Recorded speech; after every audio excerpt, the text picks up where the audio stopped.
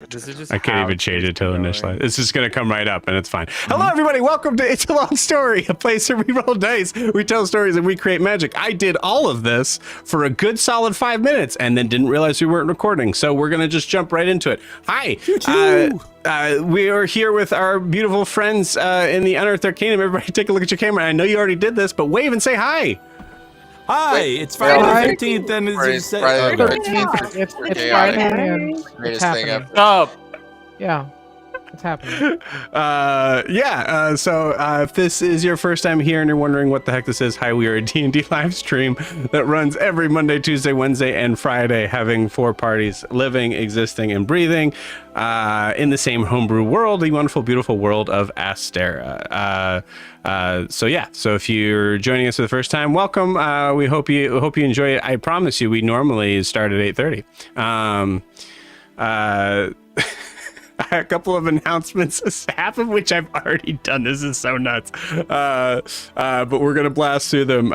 Firstly, our 5th campaign is currently looking for players. That is right. 5 campaigns in the same homebrew world, the wonderful, beautiful world of Astera.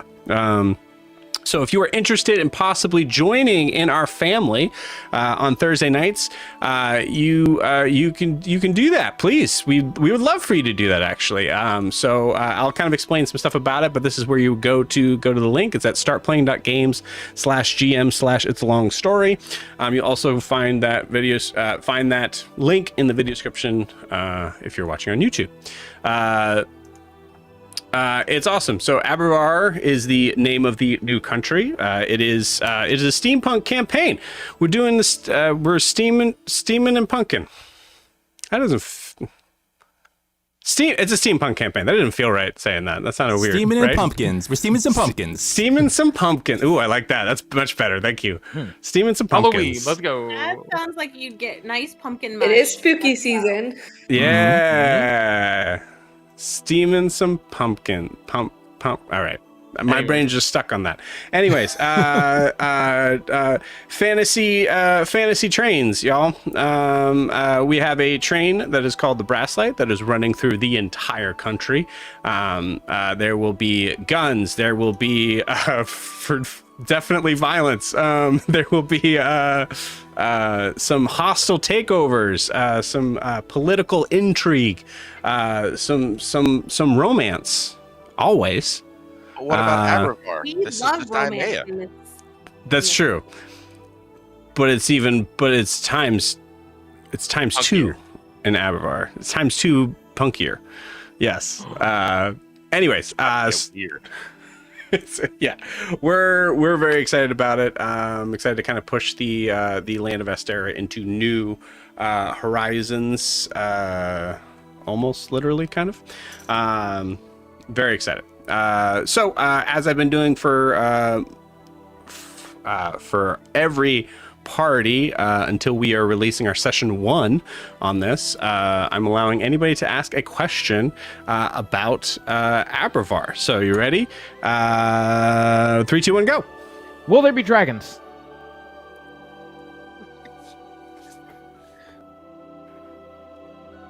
It's not Dungeons and Trains, Joe. That's right. It's trains and dragons. Oh, so the question Will there is, be will there be steampunk? dragons? Yes, there'll be Steampunk dragons for sure. Okay. Yes, 100%. There be dragons. 100% guaranteed. There are dragons in Imea too, guys. It's just not as crazy overrun in the Dungeons and Dragons.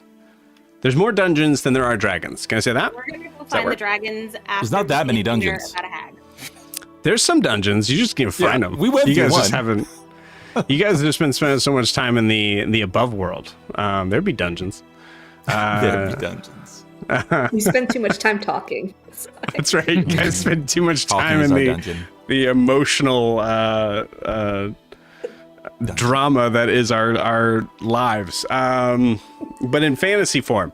So yeah, super excited. Again, as I am just talking craziness right now, but this is the link for it. Startplaying.games/GM/It's a Long Story. We have 4 people signed up, which means we have 2 more spots. So please, if you're even thinking about possibly just join, message me, and then we'll talk and try to like figure out if there's any details or things like that you need to know. It's awesome. It's super excited. I cannot wait to get started. It's going to be awesome. I promise. I realize I've said that maybe one too many times, but that's just how excited I am.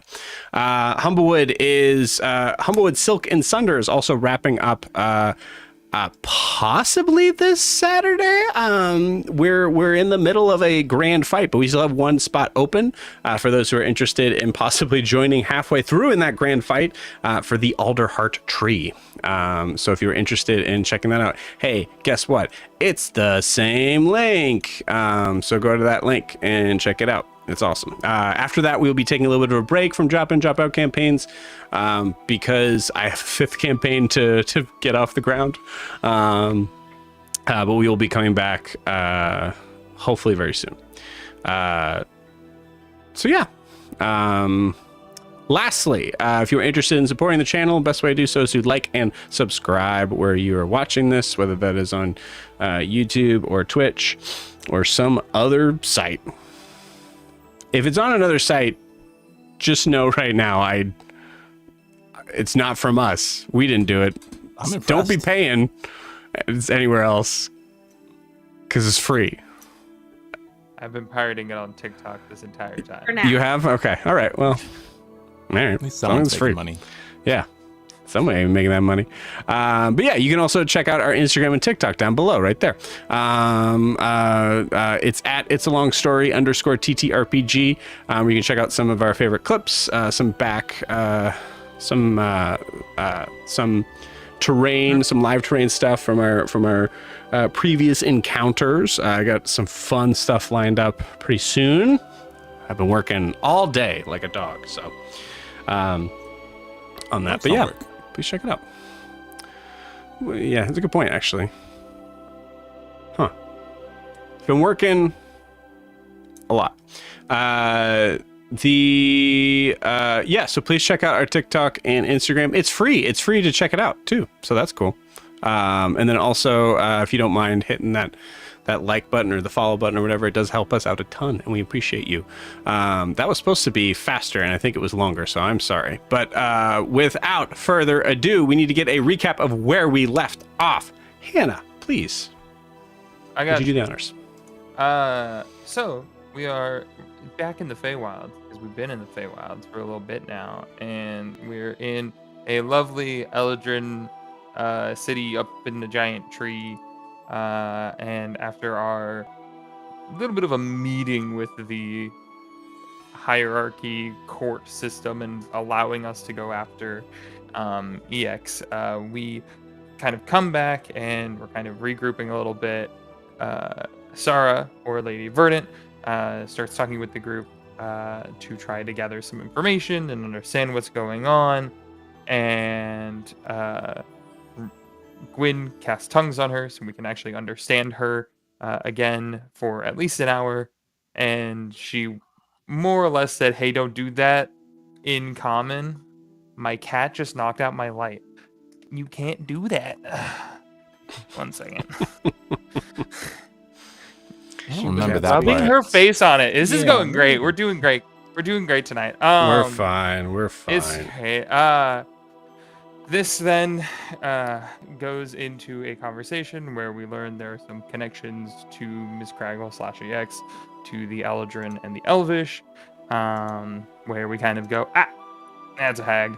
That's a hag. Talk decides to shoo her out of the room for a moment just to confirm what he can say and information he can pass on, which then leads into the conversation with her being brought back in, of Io explaining that a person that he loves was hurt and affected by Miss Craggle at some point. Starting to fiddle with the puzzle box that he has, he starts going into Eris's backstory about how she had escaped.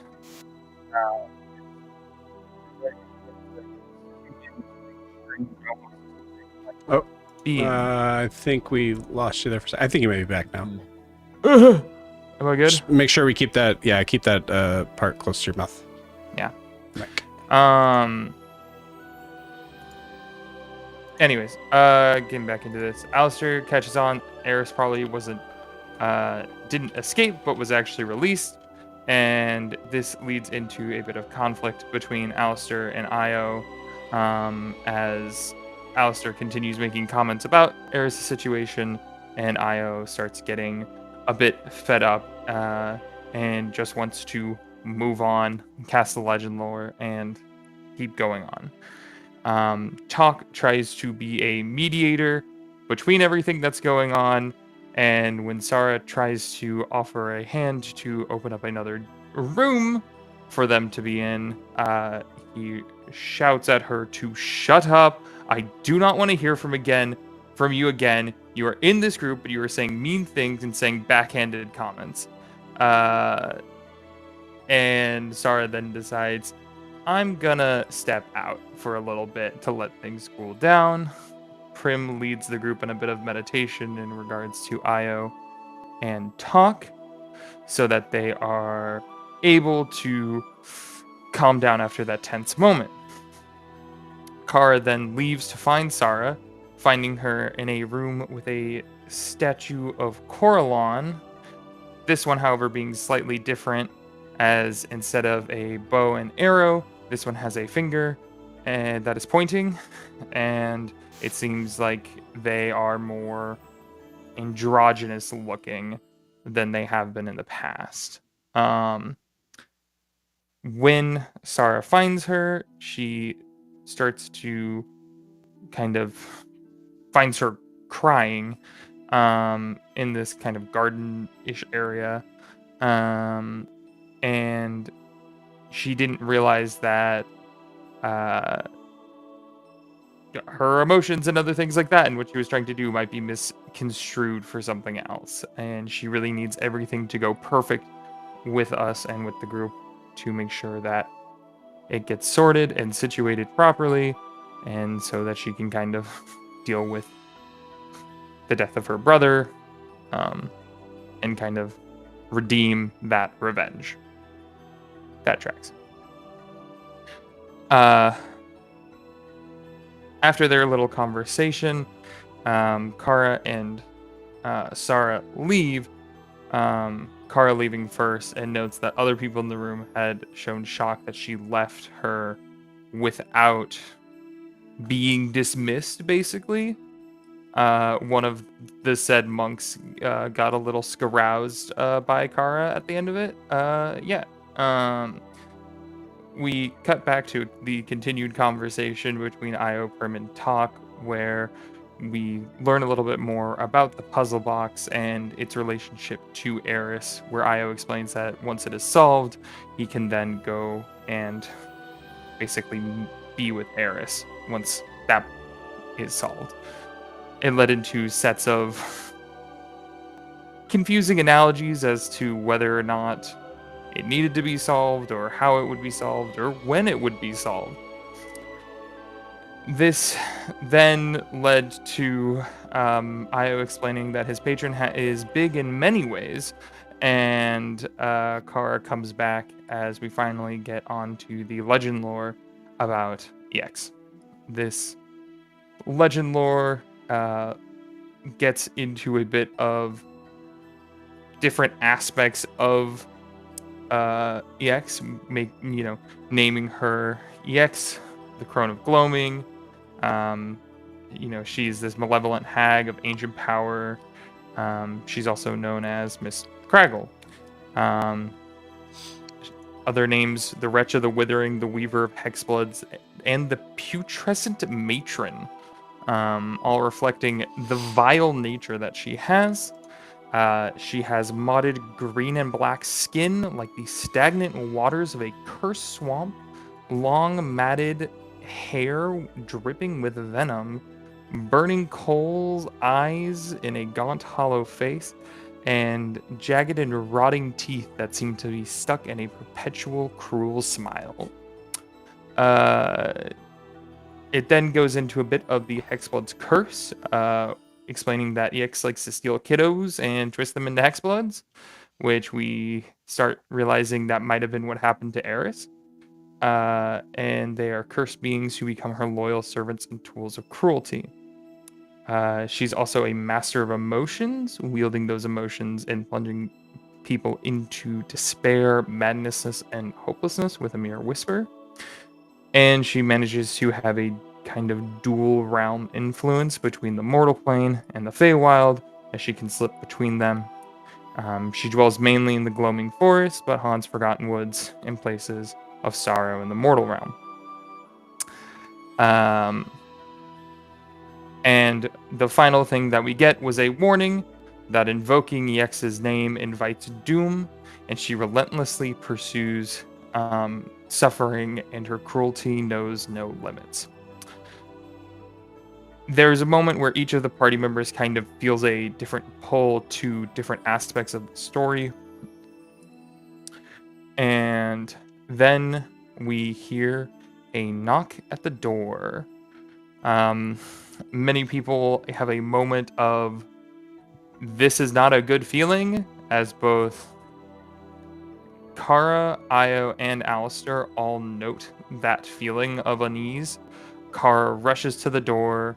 Alistair tries to, and Callisto with Io simply warns that that is not a good move to try and open that door.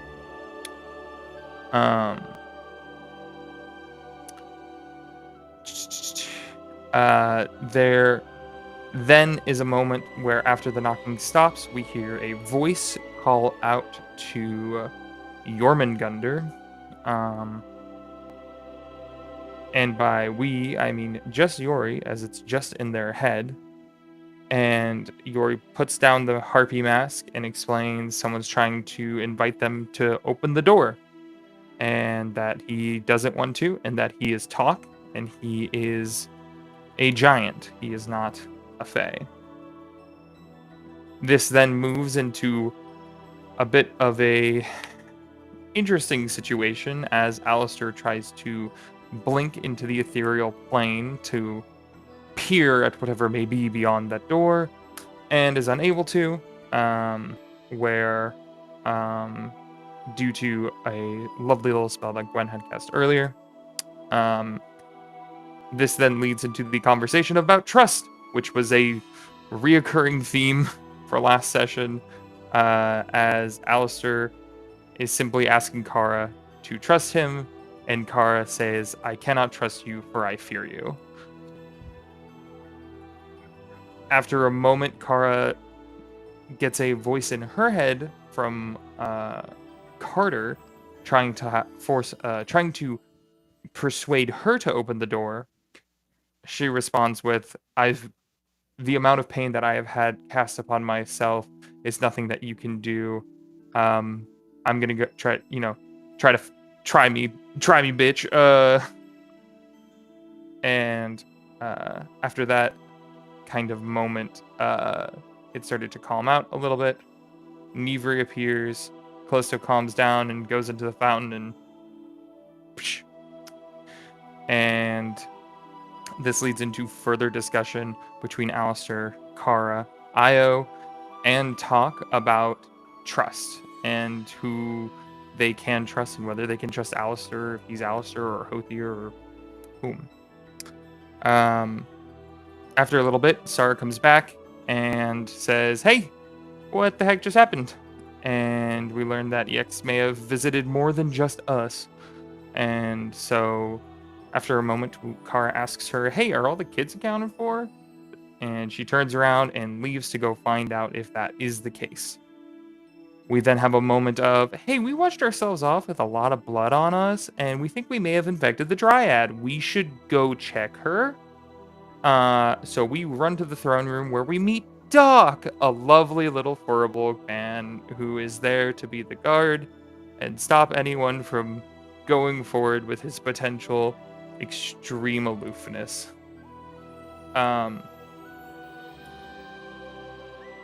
This then kind of has a whole situation, ends with them, this leads to a conversation about a potion, as they learn the Dryad is fine. Alistair wants to give the potion to him. Prim tries to stop him. Doesn't happen. Prim says, fine, I trust you. Alistair says, great. Hands Doc the potion. He drinks it, and he seemingly did not need it. Finally, we get back to the room for one last time for Kara and Sarah to meet back up. Kara says, hey, Sarah, if you could get me Kiddo's item, that'd be great. They say, cool. And then we lead into the final moment of, hey, we should go talk to Brucelli and or take a look at something else. Kara goes to scry on Adelia, and Gwyn goes to cast message to Brucelli. Sorry for that in-depth recap. No worries. 6 pages All of good. notes.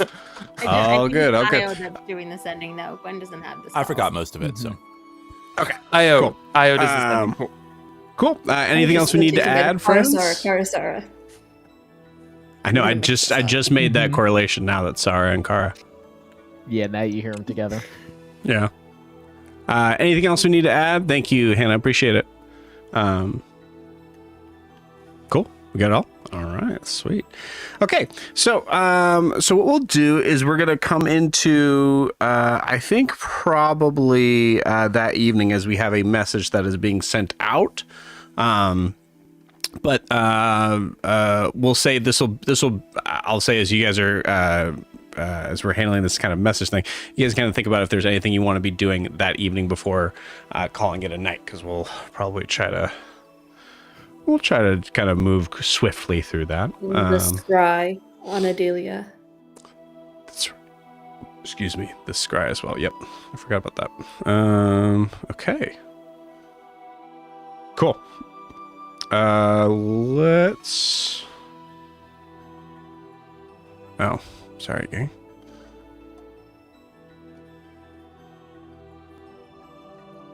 Let's get into it.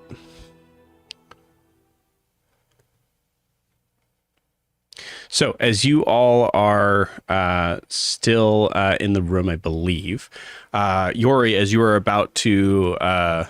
was it Yori or Io? It was Io. Yes. Who's Right? about Okay, to cool. send to reach Io, out? as you're about to send to Brucelli, are you staying here in it, or are you kind of like... are you trying to like go to another room or go outside? I'm not trying to be private with my party is my party. I trust them with my life, so Cool. I'm in the room with them. Got it. All right. What would you like to say? Okay, so Io talks into his hand, goes, Io here. Made it to the Feywild. We need help. Need to kill Miss Craggle. Powerful hag. Hope you're well.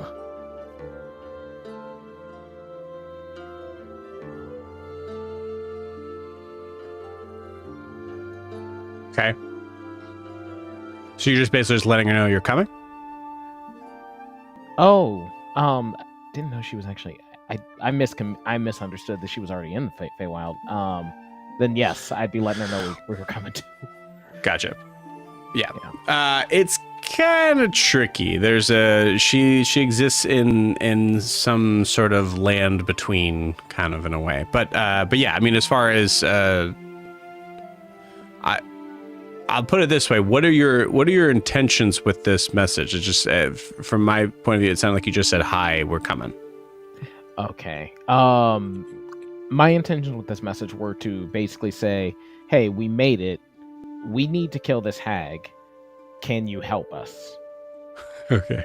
Are you gonna say the name of the hag? Yes, Miss Craggle. But I mean, Miss Craggle. Okay, you say that. Okay. Yeah, I did say Miss Craggle. Yeah. Cool. I didn't want to risk the true name there. Right. All right. Okay. Gotcha. Okay. Cool.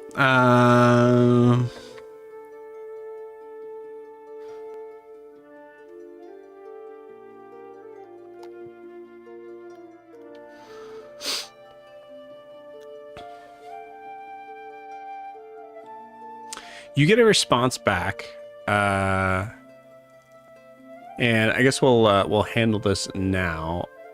I would like to give this roll to Alistair, though. Alistair, roll me a D100, please. Oh, jeez.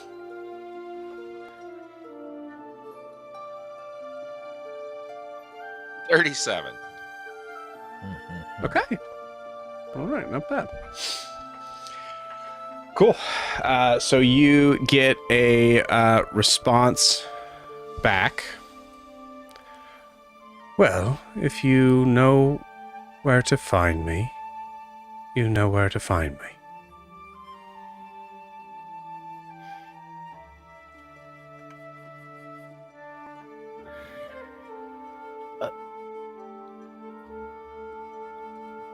Okay. Okay, I relay that to the group. What did you say? Yeah, Um, man. Yeah, I'd be like saying, she said, if we know where to find her, we know where to find her. Does this mean we need to just find the shop again? No, I mean, I don't know. Sounds like she doesn't really want to help. Yeah, I'm not really in the mood for riddles and Not Sarah said that she knows where she is, where she would be. Sarah told you guys that, yeah. I think, last Okay. session. Oh, okay. Then I think then yeah. that would change. That would Oh, change. well that. then So, yeah. Okay. So I guess we go. When you said earlier you're gonna tell her that you're coming, I was confused. I was like, what do you mean? I don't know how to get back there to the house. But yeah, I didn't realize that we actually had known that. So, oh, Same. yeah. I guess No. but it seems inviting. Kind of like, hey, it's neutral. So Yeah. Do you think this version of her remembers us? I think she remembers everything. I think it's just she's in different times and places. Yeah. right, but then if she was a version that was younger than when we met her once when she was kind of young and once when she was kind of old, so we do have a large chunk covered. I guess we'll have to find out. I mean, either way, Yeah. she seemed, pretty okay. Yeah. Better than okay. Oh, speaking of that, Joe, her Mhm. voice, does it? Two questions. Does it change with her fluctuating age? And to that end, what age did it sound like her voice was? That's a crazy question. I love you. That's a crazy question. It just What makes so much age? sense that- or at least what ballpark? Like, You kidding? young adult, middle age, adult. Oh, okay. That's what I I'm thinking years. I'm like, how do Oh, I? no. Her How would accent you- changes with the years, and there's a How would formula one- between accent. There's Right. It changes to a separate. It's like Irish when she's young, but then it goes into a sort of like. Right. At a Old certain point, it Scottish just gets when she's lost old. to all the world she's been in. I would say she sounded older than you first saw her, Okay. which was pretty young.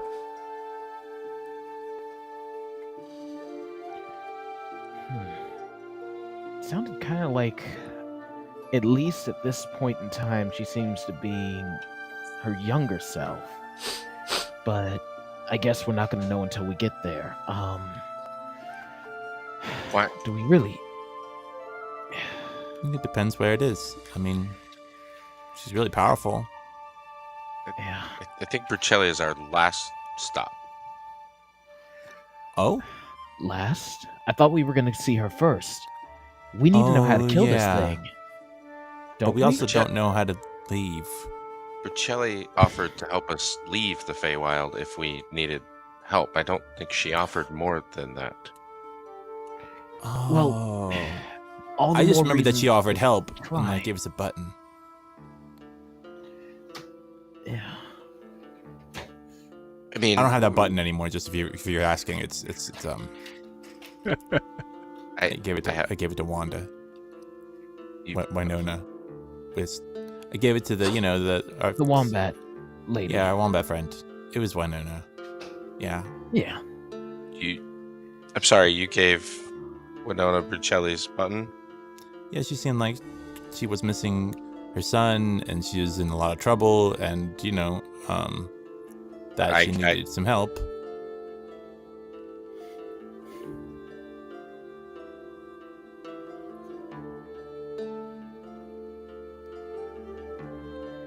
I just thought buttons were important because it seems like you're, and so I thought maybe that could help her, and I had you already, so, I didn't need a button. Yep. Nope, that makes perfect sense. Okay, well, great talk. I'm gonna go and over there. I guess I'll go find Zara. Mm-hmm. Okay. Yeah, you head over had to. asked- Go ahead. No, sorry, I thought you were done with that scene. I will be. I think you go over to Sarah, and Sarah is just kind of like, I don't think the comfort is received as Yori goes over, as it's still kind of like this like weird sort of awkward tension. So you just go from one awkward scene to another.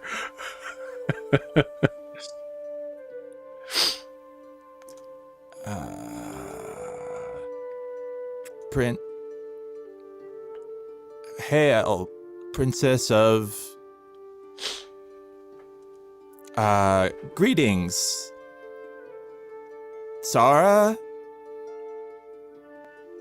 What is... I was trying to remember how to do this. There's like a how you talk to like a princess properly. There's like, isn't there a way? You're fine. You're like fine. A formal, we're in the, as long as we're in the room, formal we're not tense and okay. no, yeah. Please stop. Fair.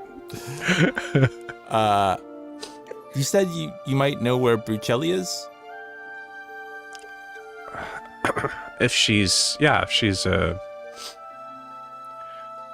around, which sounds like the normal cryptic message from her. I know where she'd be. If if luck is on our side, which looks over to Oogle, who is just like I think chewing on like whatever like leather or the like nylon sort of cloth of Alistair's vest. Just... Maybe we just paint him green, and then it'll be always green. I don't think that's how that would work. Yeah, it'd probably wear off. So is it on like, we were thinking about we might go and ask her for something. We've met her before, and she helped me with my wings, and is it I guess it's on the nothing's on the I don't feel like anything's on the way here to anywhere, but is it hard to get there from here especially if we're going back to the gate? No, not really. We just have to go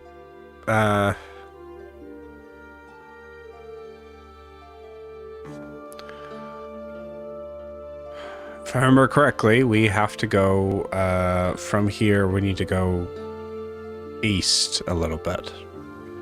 Not like into the other like court's territory or anything like that, or even going anywhere near it. Just kind of like there's like a crossroads area where it's like the you see like there's a road that kind of goes north, and she basically explains the crossroad where you guys came from. Oh, wait, we came from there first? That's where we were there, I guess. Okay. Oh, yeah, that's okay. kind of where we. So did you see a? No. We saw a little. Well, he wasn't little. I guess he was bigger. Bulu? Do you know Bulu? Sorry. Yeah. Me too. I think At this moment, Sarah's looking around hard for someone else to join in this conversation. She's just not. I think it's not like a. I think she's just as like. Nervous isn't the right word, but like she's just as it's not like a dislike. It's just this is awkward. Yeah, and the kind of sort of thing. overthinkiness where you're just trying to figure out. Yeah. Okay. Yeah. Well, either way, I think. Yeah. Okay. Well, I guess I can't decide whether we're gonna go back there. This is. Did everybody hear that? It's just I guess conversationally. This room isn't very big, which makes it Yeah, so it much seems more like- awkward. Yeah. Okay. Well, Crossroads is where I'm just gonna go sit back over there and just hang out, and you all do your great talk, and then I'll walk away. Beautiful.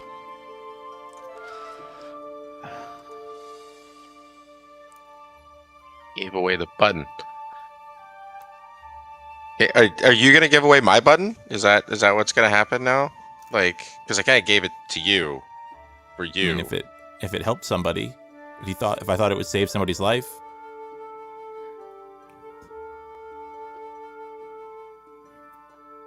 Okay. But I gave it to you, for you. It won't save anyone's life. It's just for you. You never know that. Lots of things can save people's lives.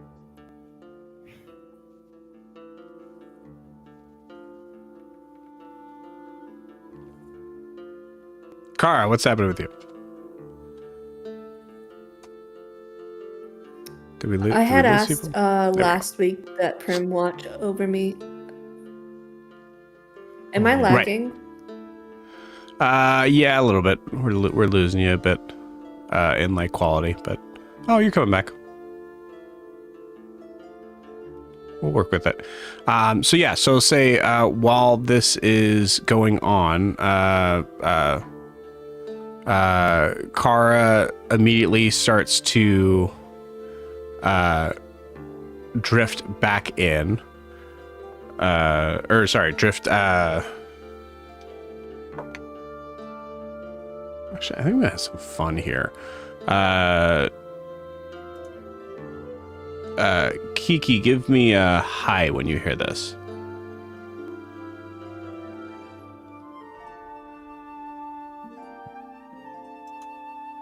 Am I waiting for something else, or was this I was waiting for? I was as soon as you were going to tell me, because that was pretty long.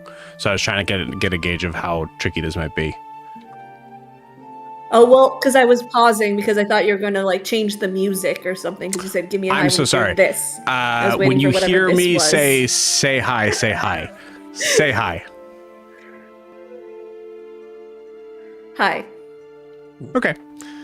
Not horrible. We can make that work. So we'll say as you are going under, Kara, I would like I think I'd give you a religion check, I think.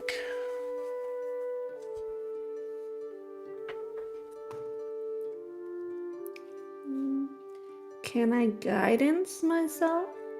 Yeah. I probably don't need it, but never hurts. That's a 24. Nice.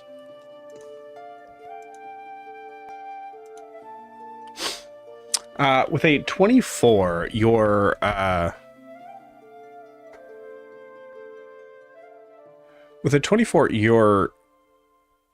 vision kind of goes in and out. You can see there's not a lot of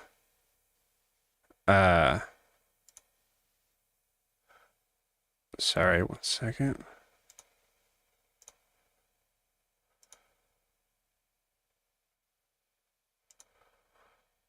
There's not a lot of like clarity to this, or you're not sure if it's like some sort of like disconnect that you're having because of where you are in the Fae, or going, kind of crossing over through it in being like different lines or whatever. But you start to hear this very interesting sort of like happy, like almost like happy party music almost. You can hear the sounds of like clinking glass. There is the sound of laughter, birds chirping. You are looking at a figure just past their shoulder who is holding a tray of what looks to be an odd assortment of like different what looks to be like grapes and like basically like fruit, but of like slightly different sort of variation that they are bringing over to a table. But everything else kind of gets really fuzzy as it kind of goes in and out. This kind of, there's a weird sort of like fuzzy disconnection. Honestly, 24 is enough to be able to get anything besides hearing stuff. But yeah, that's what you get as I think you come out of it pretty quickly before you're able to really kind of ascertain anything other than that. So, is the person I'm looking at Adelia? I think you notice like a little bit of like red hair over the shoulder that gives you an idea that it's most likely Adelia. Okay. So she was serving food to someone. Looks like. That's what it looked like? Mm-hmm. Okay.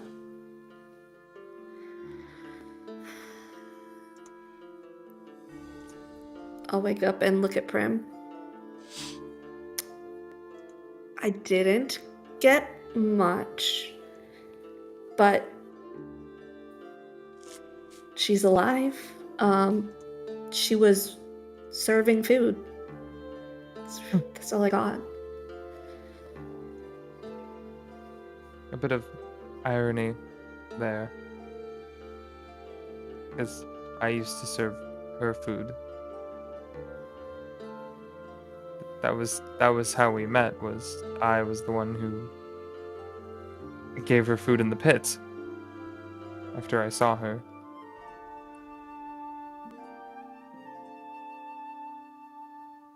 Looks like it's going to be a lot of cruel jokes. I think from what Top told us, that's what the Feywild is. A lot of cruel jokes. Yes.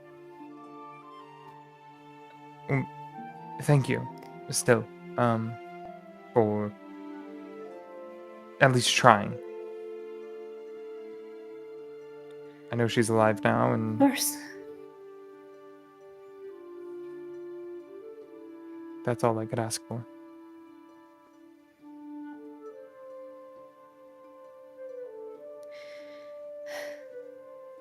Maybe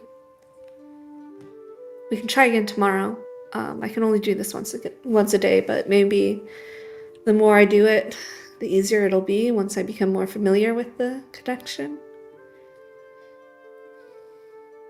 Maybe, yeah. I mean, I could also tell you stories about her, and talk about her a bit more, maybe give you some more descriptions. I mean, we don't have to try tomorrow necessarily, but, you know, especially with where we're headed, who knows if we'll have the time or the energy.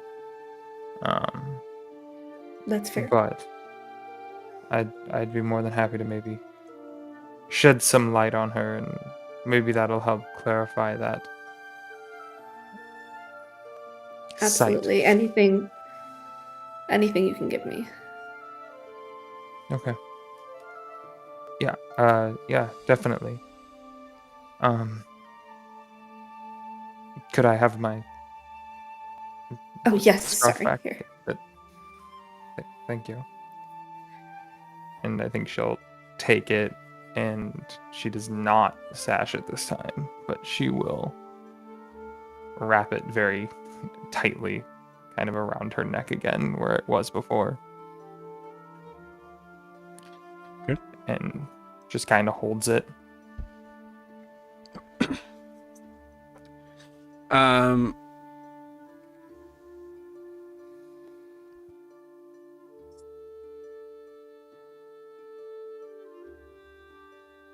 Prim, Yo. roll me an insight check. 18. 18.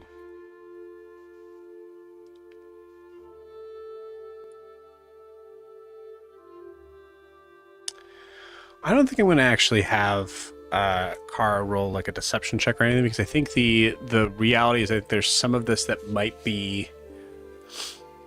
Well, I'll ask you this: do you think, Kiki, that Kara is being purposely not withholding, but like very limited in like explaining like it sounded very happy, or like, you know, like that sort of thing? I guess maybe tactful might be the word.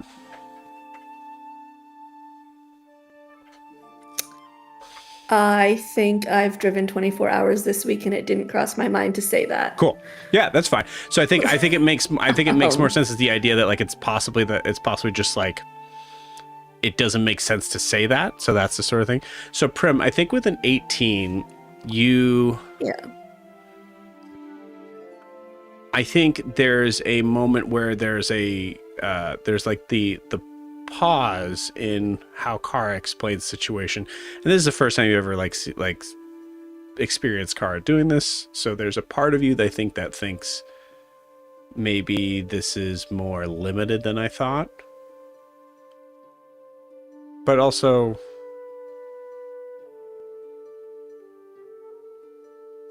serving drinks doesn't.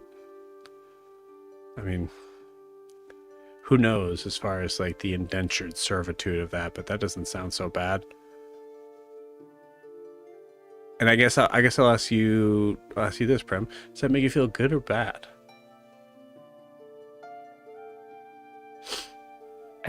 I think it. I'm gonna say bad. I'm gonna go with that gut instinct of bad, because I think like when I started with that, relating it to what Prim had done with Adelia, and kind of seeing that she's now in a similar position, and how horrible she felt when she was in that position. Right. But now that it's kind of happy, feels even weirder, because you're not. It's a very fake happy if you have to put that on when you're serving someone. She saw the people of the higher tier, whatever, that in Azumare, that were those servers that put that fake smile on, right, for the guests. Yeah, makes sense.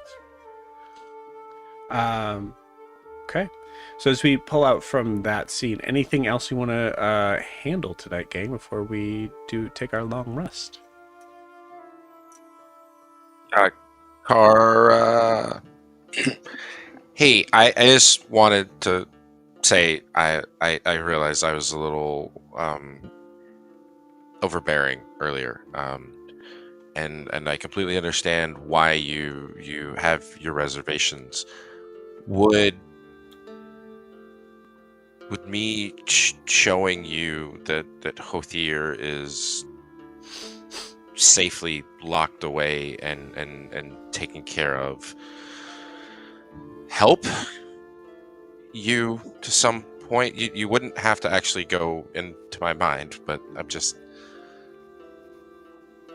can show you if that's okay.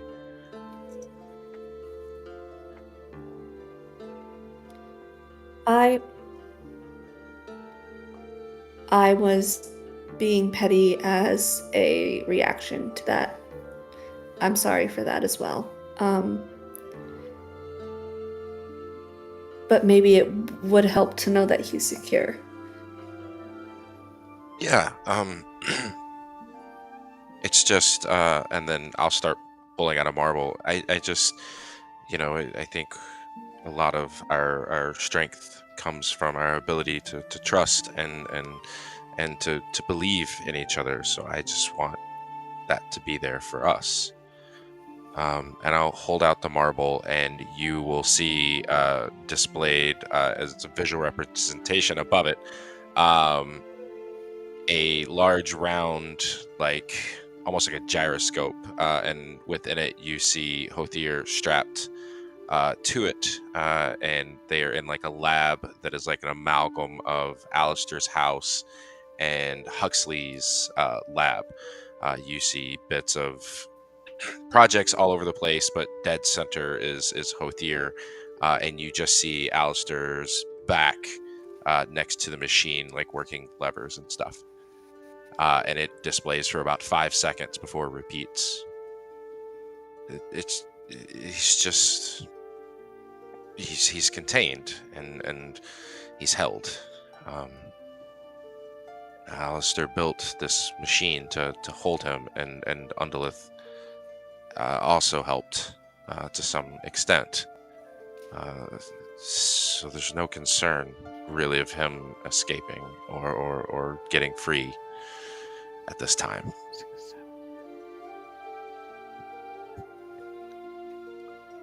Above board, I would say you saw I would say we didn't see Alistair do very much for the past 10 minutes in like creating that, because that would be a magical tinkering thing, to be able to build that marble.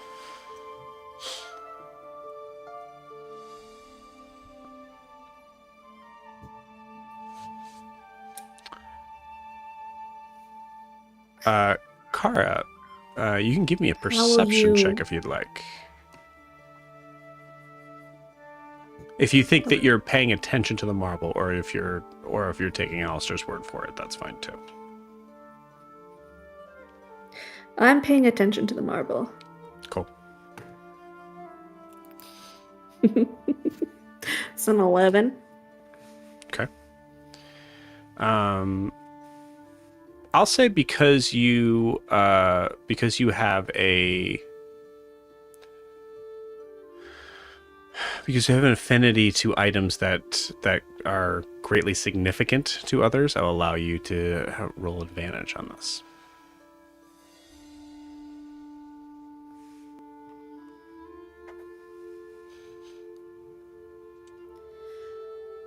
Would insight be an option over perception? I would say it's a little bit trickier in this case, as you're looking at the item itself as opposed to the person. So I would say either perception or investigation.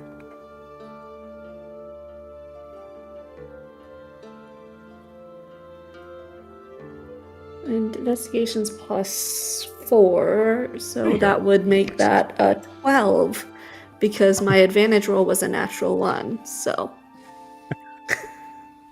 Okay. So we'll take that, because you said, wait, oh no, you said 11. Yeah, 12. Okay, cool. Okay, cool. With the 12, you're looking at the marble, and I'd say there's the idea of like the 5-second like kind of time skip. I think Alistair, in a very Alistair sort of way. Did Alistair explain that, or did Clinton explain that it like has like a 5-second sort of loop? I mean, it would just be Clinton is saying that it's just a 5-second loop, because that's the way the feature I just works. don't. I think Alistair would not say it. Like, just be, so. I think there's a moment where like that's distracting. But you do see. I mean, looking inside, you see what looks to be Hothier chained up. You see a figure that looks very much like Alistair from the back. Basically like pulling a lever, and then also like taking out a book and starting to kind of like write things in, looking up, and like looks like possibly maybe doing some sort of calculation stuff.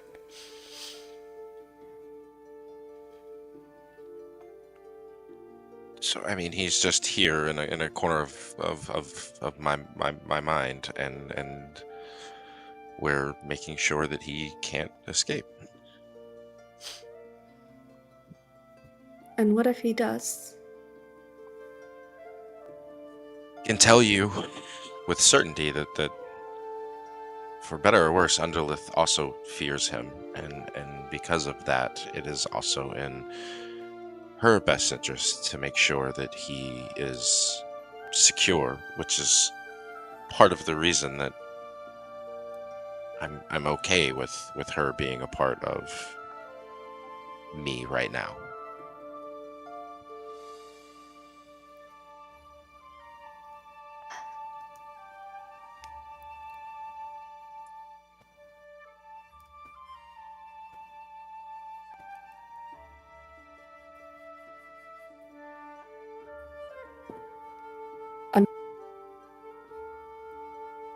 Oh, Isn't Kiki, I she think we supposed lost to be- you. Let me Try try it again? without the video. Okay. Is this any better? I Yes. hear you fine right now, yeah. What Undalith fears him? Isn't she supposed to be some kind of powerful ancient primordial? Yeah, but see, so I guess, in doing all of this and kind of working through whatever Hothier is, he is of me and isn't. I think Undalith didn't want emotion. Undalith offered us a world where all emotions didn't exist, and we all, for the most part, agreed that that's not a world we want to live in. And Hothier is kind of he is all of the hate and anger and pain and sorrow and loss that Alistair has ever felt, and personified into an actual creature. And I think that sort of raw power and emotion, as you know, can be terrifying and dangerous.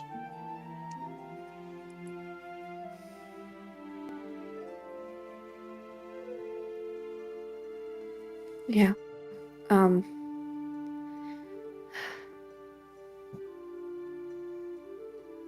Okay, I guess.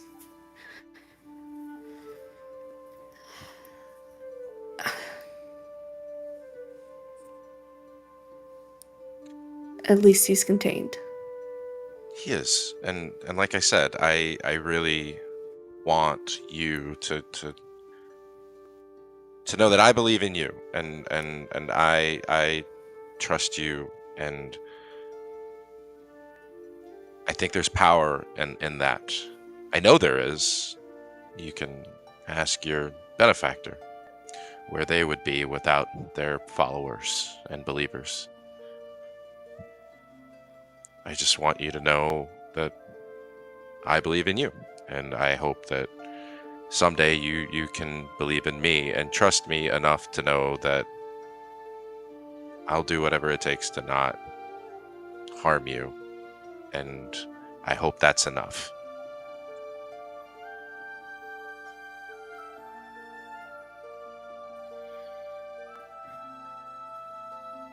It is. Thank you. Thanks for hearing me out.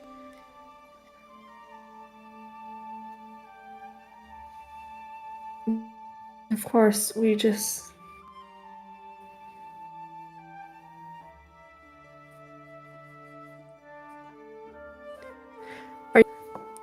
You just said Hothier is basically every horrible emotion Alistair's ever felt embodied.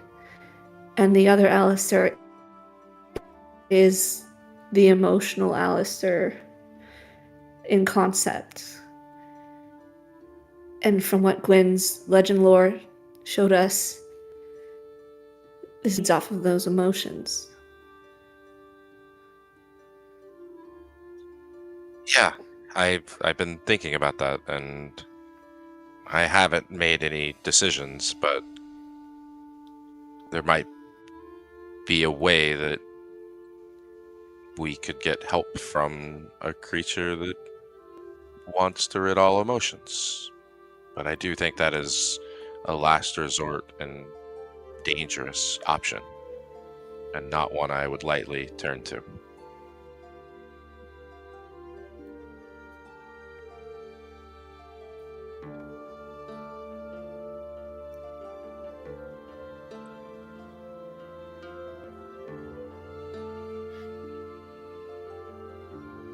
Yeah, I don't think we should use her.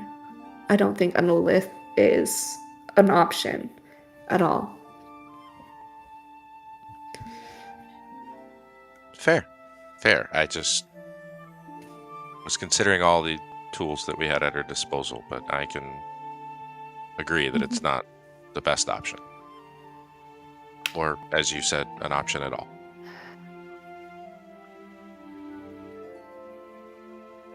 We'll see. I mean, no plan ever goes as well planned. So, you know.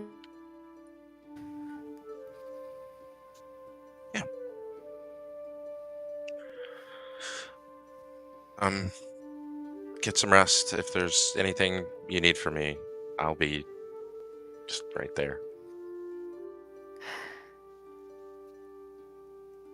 Thanks. You get some rest too. You can't stay up all night. You and Gwen have a bad habit of that. It's been happening a lot more lately.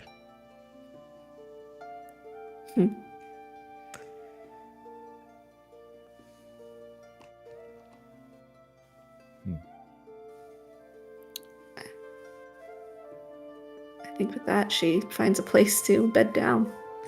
I think like there's moments where you guys kind of like say like Alistair, you kind of introduced it a little bit more, but as you guys kind of like turn around from this private conversation that was very public, as you turn around and see that this room is once again it's not that big. So I think there's once again that kind of like that feeling of like awkwardness slightly, but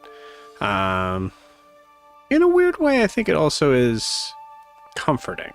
In the idea that both of you are forced in the situation to have a group surrounding you that is hearing. It's not necessarily staring at you or even making eye contact, but is in the room. Anything else you want to get done tonight? Yes. I just wanted to. Oh, go ahead, Dan.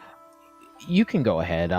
It's just something kind of. It's like pretty much one and done. So I'll let you go first. Let's do Dan and then Jess, because Dan, you typed in about 2 seconds before, or like a half a second before.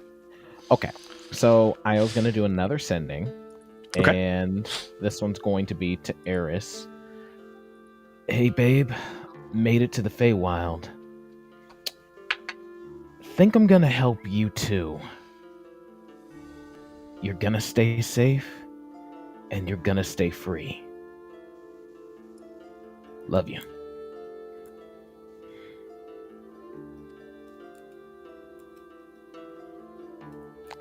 And I think when he said you're going to stay safe, there was special emphasis on this. You're going to stay safe. Cool. I say roll me a d20. Okay. All right. You know what? What the heck? I'll burn that inspiration. Otherwise, it's just going to languish. Well, that's a 2. Cool. All right. Good to know. You unfortunately do not hear a response. I think. Oh, go ahead. Go ahead. No, please. Oh, I was gonna say. I think with him not hearing a response especially after a pause, when he was probably trying to keep his voice down a little bit to kind of make that private message a little bit more private. But I think not hearing a response back, he eyes Alistair, and I think he just says, "When you have time, I want to talk to you." And then I think he kind of just does that thing where you kind of look down into your arms and sit cross-legged. Okay.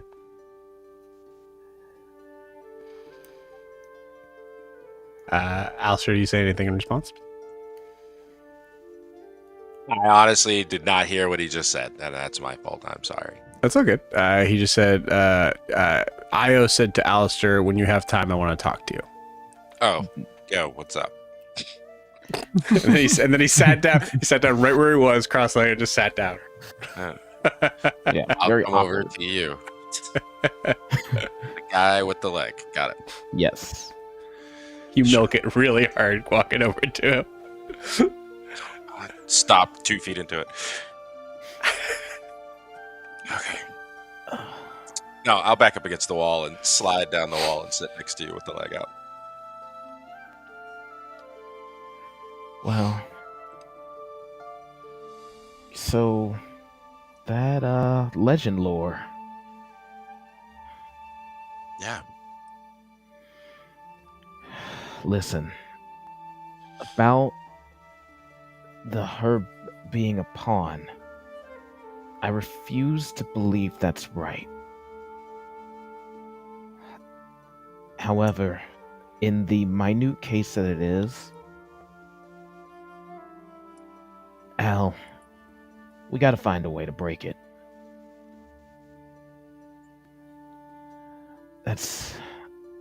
Powerful beings changing somebody from what they are to what... I get that. On a deep level, I get that. It's not just because she's my girl. That happening to her, them kids... that can't be allowed to stand. We can't let them be a casualty in all of this. You got me? I got you, but can I just be honest with you for a few seconds? I don't Shoot. normally ask, so. No, shoot. I do appreciate it. You going through the trouble to ask. I've found in at least the last few months and watching Gwen and the others that it's going to be really difficult for you to properly approach this problem with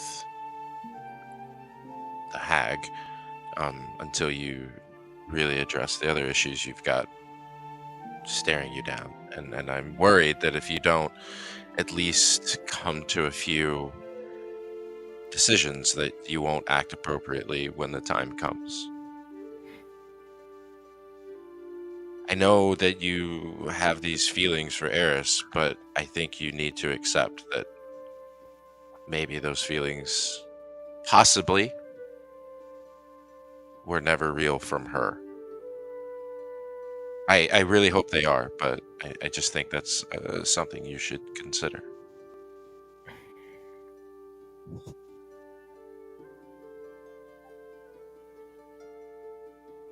But,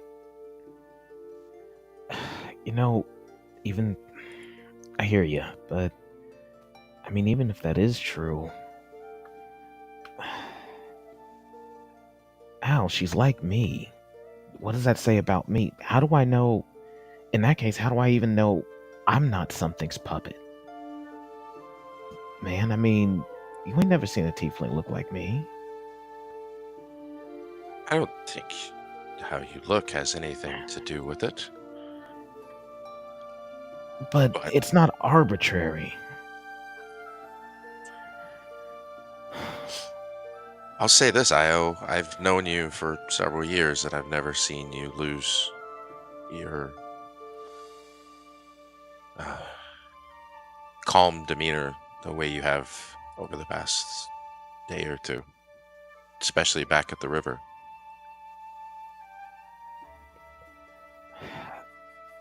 He's just, and then the part where he says kid, he says that psychically. He doesn't say that out loud where Yuri can hear it, even overhear it. And after the stories he told me, my mind just flashed and I went back to... He was alone then, but now he's not. And because we were too weak, we let it happen to him. I had the power to take them out. So I did what I had to do. Just like I'm going to do what I have to do to save Eris. Just like I'm going to do what I have to do to save y'all, if y'all end up in the situation too. If I gotta be the expendable one, I will. No one's asking you to be expended, Io, but I think you really I came to know. the own conclusion I'm of how it taking works. You made a decision.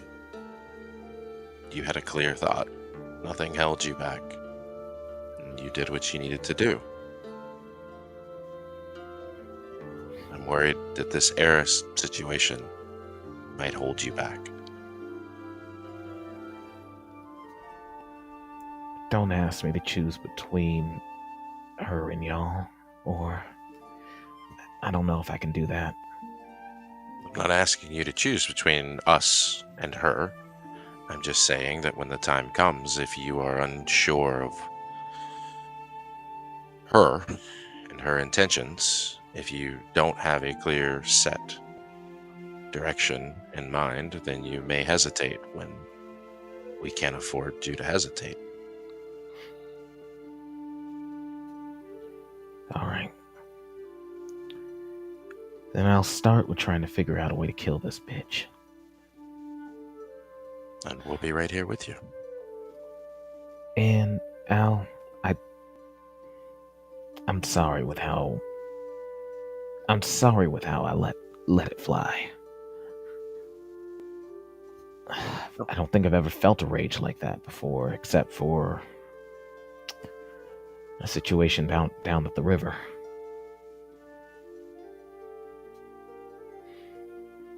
I put my arm around Io. Don't apologize. It was beautiful. It was glorious.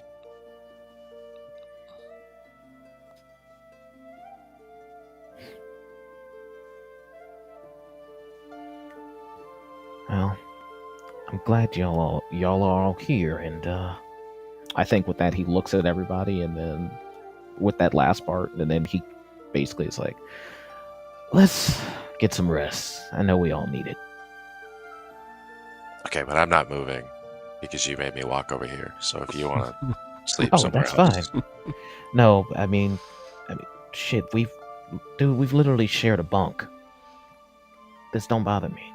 in college, And it was before I was leaking. About that, his pants are definitely soaked. Control water literally removes the liquid from his pants. Beautiful.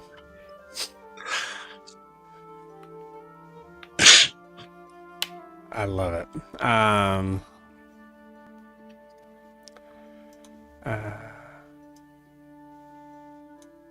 Okay. Gwen. Also, Jess, check your Discord. I did want to note something just before if we're going Please. to move on at some point. Just all it is that what Yori is doing throughout the night is reading the books that Gwen gave him. 3 books. That's a little while ago, and yeah. If we want at some point, Jess read some really awesome descriptions of the books, and they're all like really detailed and cool. And at the very least, I'd like to give like a short little thing of them. But you don't have to. I mean, like I don't want to read the whole book. Absolutely not. Trust me. Okay, all done. Trusted. Yes. So I think as we have Yori pouring over books, I think which one do you think you're reading right now? I think he starts with The Tale of Ghost Storm Island. Okay, you got it.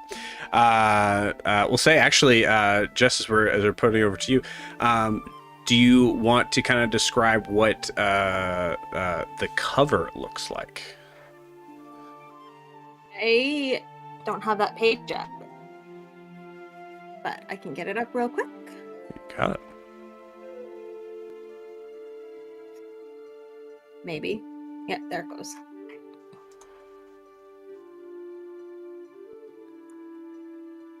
All right, Google Drive, why are you taking so long? So the Tale of Ghost Storm Island is just like a hand-bound, journal-sized book. the cover is just leather with the title engraved in gold lettering on the front. And it's a slim sort of book, only about 40 or 50 pages total.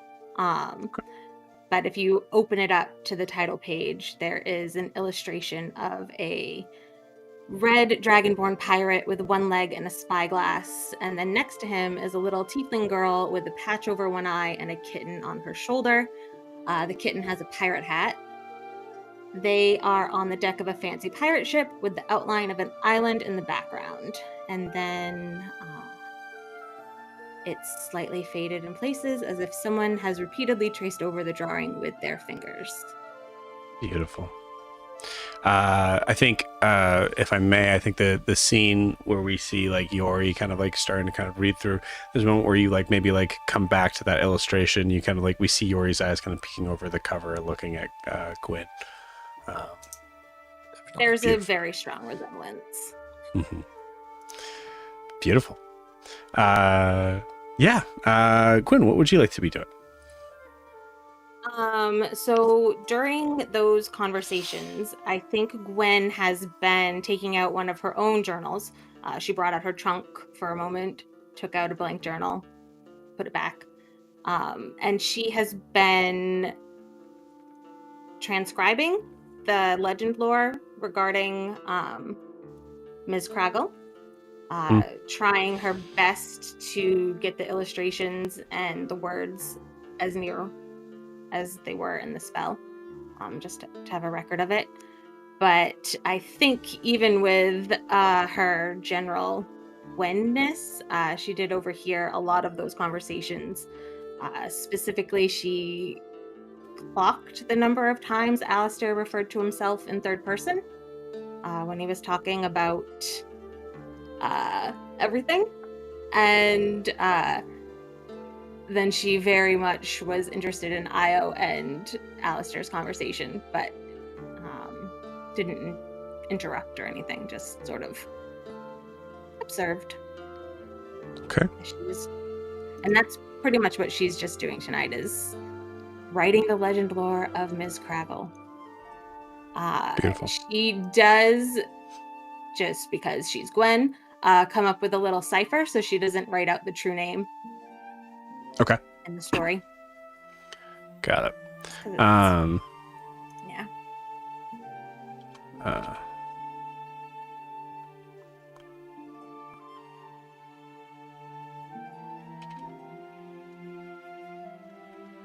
Beautiful. When you're writing it out, Gwyn, are you just transcribing what you saw word for word? I think she intends to do that, but as it goes on, she embellishes a little bit, adds a few details of our perceptions of it, and especially her own sort of thoughts. Would I be right in assuming this like becomes a little bit more of like a story tale in and of itself from Gwen's perspective? Cool. Got it. All right. Sort of unconsciously masking some of the truth with a little bit of fiction, just to because it looks like it needs something. Yeah. Beautiful. Yep. Great. Cool. Okay, well, assuming there's not anything else, we will assume that everybody eventually, as the daylight is long gone, but the candlelight that is there starts to burn down as we all complete a long rest. Is there anything else you guys wanted to do before you left Iabellon?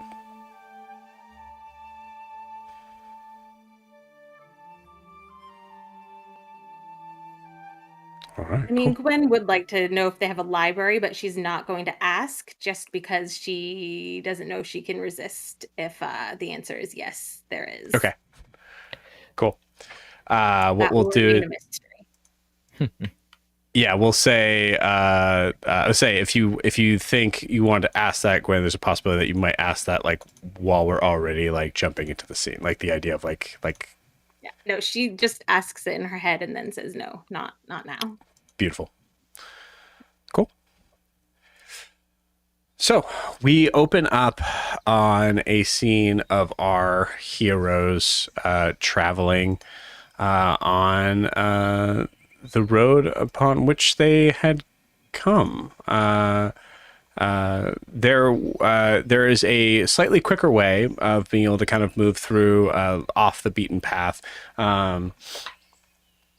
There's nothing necessarily interesting about your journey walking through, except that you notice that you're once again followed by a blue. It's Bulu. It's Bulu.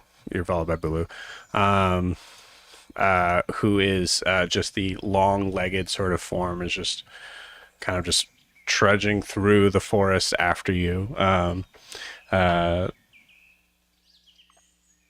Cool.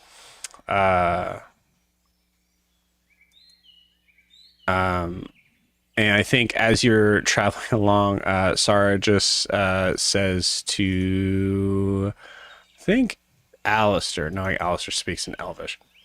So, what is the, why do you know Brucelli? We met her in Dare's Celeste at a village and on our plane. She helped me deal with some issues I had at the time. Somewhat still do. Actually, like healing salves and that type of thing. That type of thing, yes. Yeah. Understood. How do you know Brucelli? Well, I mean, she's kind of a legend in these parts. Somewhat of more of like a word of warning and challenging the high authorities of the Fae, and especially in like the Sealy Court, which is where we used to be a little bit closer to.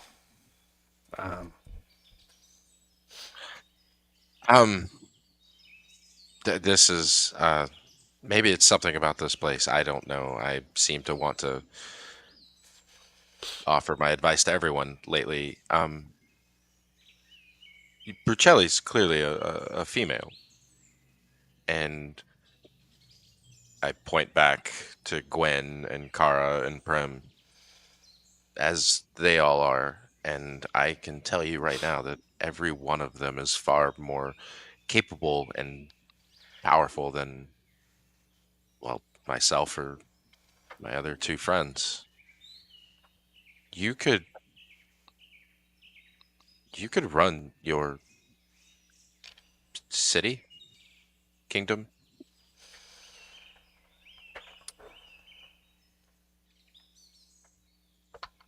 If you wanted.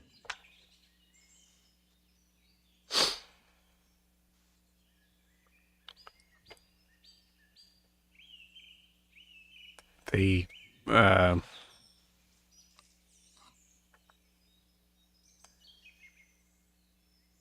trying to find the air of niceties in this statement, having a seemingly male figure tell me what I can and cannot do. But I guess I appreciate the acknowledgement. I can see that this conversation is going to be difficult to navigate no matter what, so I'll just say it. If you want to do it, if you want to change the status quo of where you're from, you need to be willing to understand the steps that we'll take. If you're willing to do those things, then there's no reason you couldn't do whatever you wanted to do. It is quite amazing to have someone who has spent so little time understanding and being a part of the land of the Fae to be able to have such a wise and powerful insight on how it could be better or changed. I'll offer you one more insight of mine. You are fully capable of doing these things if you want, but it's quite clear that you are not ready for whatever reason. You can keep that to yourself if you'd like. But I'd like to help you as with the rest of them if you choose to do it.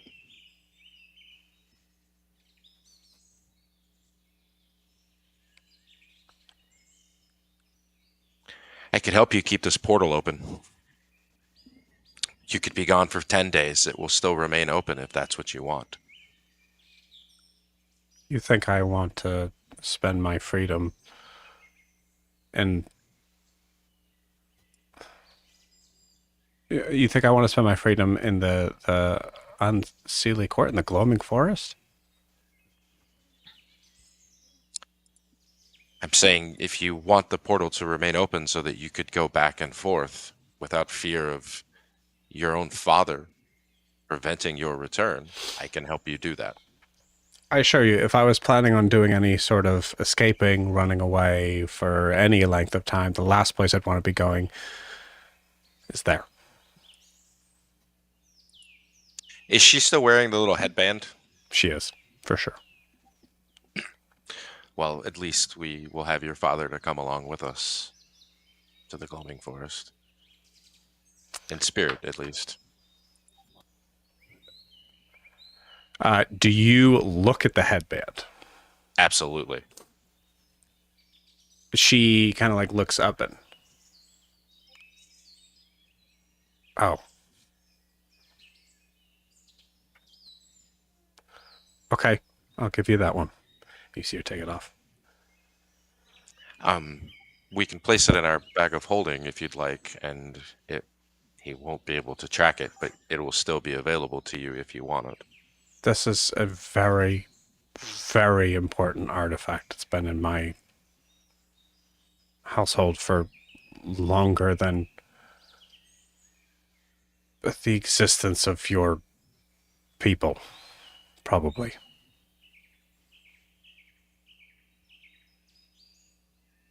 Okay. I'm just saying, yes, please, thank you. Please be careful with it. Sure. And I'll take it from her. You see, And there's like a there's definitely that like second of like. Okay. Yori, you want to put that in the bag of holding? Oh, what a little. Hawk. Hawk. Oh, don't worry about it. All right, it's just a little bit further. Oh,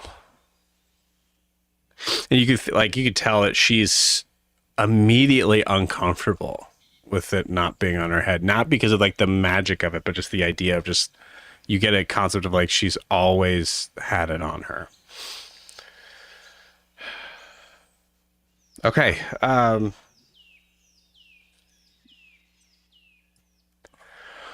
All right, so we're going to get to a very the owl. Have you guys talked to it before? Him before? Actually, I don't know. Them before. Joe, I'm so sorry. Before we get too far, do we see Bulu? Yeah, Bulu's with you the whole time. Okay. I didn't know if he came into the Elven City with us or not. Ulu is always with us. No, but when I came back in, I said Bulu. You found that Bulu was. You found a little blue long-armed figure following you guys. So yes, so Bulu is here. But yeah, as you're. So sorry. If you talked to the owl. I think we did, didn't we? think we did. She's Yeah, we- speaking in Elvish. I have no idea. What did she say? There was the owl. She Yes. wanted to know if we. Yeah, they were the one that was on top of the door when we first walked in.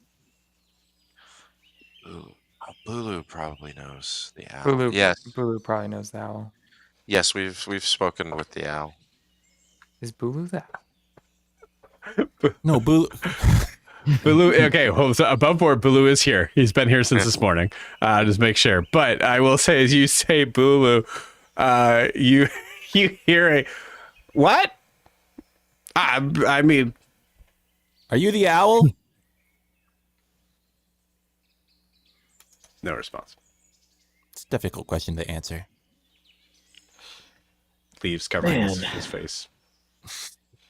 Should we also tell her about that? Didn't she? Oh yeah, I meant that's Bulu. Zara. Oh, I thought that was Yeah, it someone was that you just, introduced before, and I he didn't was- get the name. No, he was here when we got here, and then followed us, and then I kind of made him think.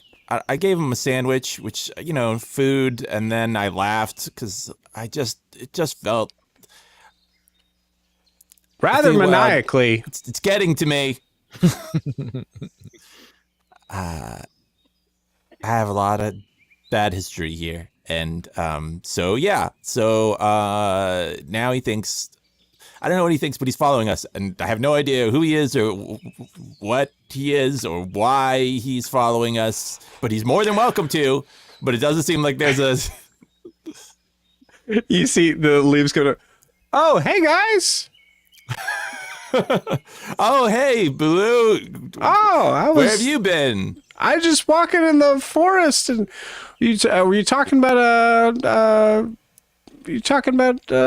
someone you know? Oh, no. It was we were talking about the owl, I think. Yeah, the owl is but Okay. it's been nice. Sorry, seeing we you. got lost there. It was just, okay. you know, You're hanging out. it was just a crazy, I think I was talking to one of you guys, and you guys went left, and I must have gone right, and but it looks like you found Feywild, someone. what are you gonna Yeah. Hi, I'm Bulu. You see Sarah just staring. Is he expecting payment or something? Can someone fill us in why he's been following us the past day or so? I think he's still waiting for us to say that thing, right? Or do we already say it? No, maybe we already said it. I forget. Hey, Bulu, we're going to the Gloaming Forest. Are you going to come with us?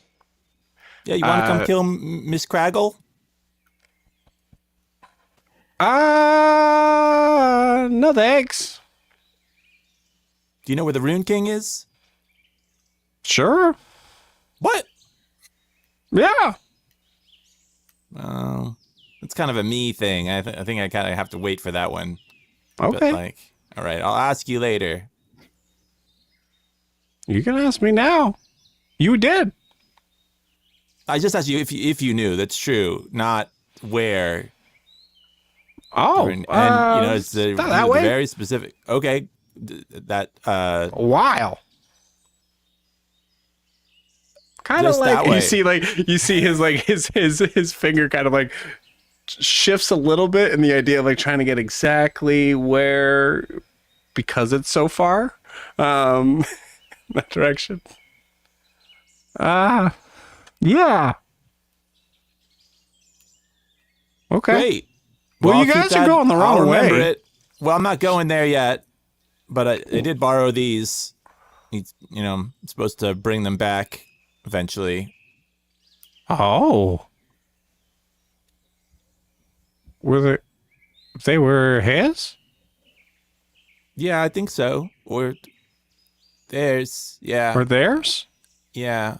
But I think I met them in like a dream type thing, and then they asked to fight, which is really nice because it's usually not what a lot of things here ask or they do. But it seems like I'll just go and fight him, and then maybe I'll be Rune King, or fight him, and then I'll be dead. But one of those two things could happen. Well, if you become the new Rune King, I'll know you as well. Yeah, I'll look you up. What? Sorry. All right. So has anyone talked to the owl before? Bulu just says, yeah, not. Okay. Do you know how this goes? You just ask directions to where you want to go and no? Okay, great. So the way the crossroads work is you ask the direction of where you want to go, and that's when you're actually able to go in that direction. Otherwise, there's some sort of temporal thing that you can get lost in because you didn't ask for directions. That's about it. Is that Pretty what simple, happened honestly. to Brucelli? No, way worse than that.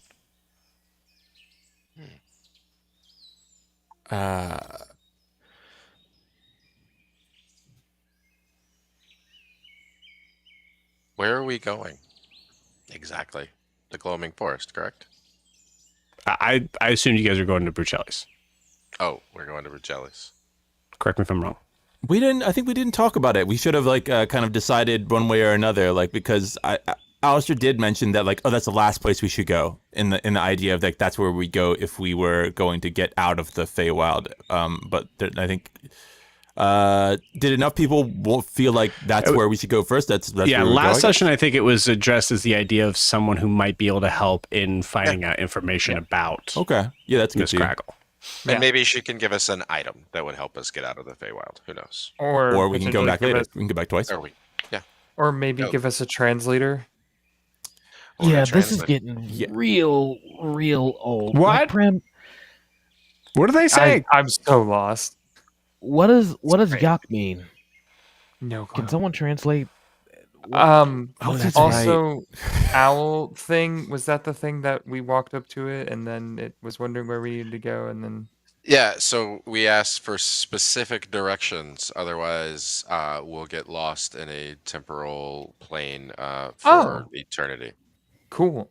Been there. Prefer not to do that. So I'm sorry, what? Yeah. Mm.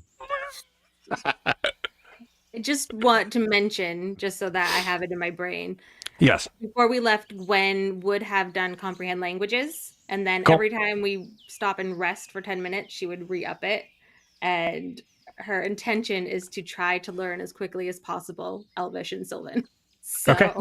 You got it. It's a really fun sort of mixture too. That if Kara's talking, Sarah will talk in Elvish, but if Alistair's talking, she'll talk in Sylvan, and Bulu's No. talking in Sylvan. Or is it opposite? no, No, it's Kara and talk- Alistair are both Elven. Talk / Yori is Yeah. Sylvan. it's Sylvan. Yeah. Yori Sylvan. That's right. Okay, cool. 3. Yep, great.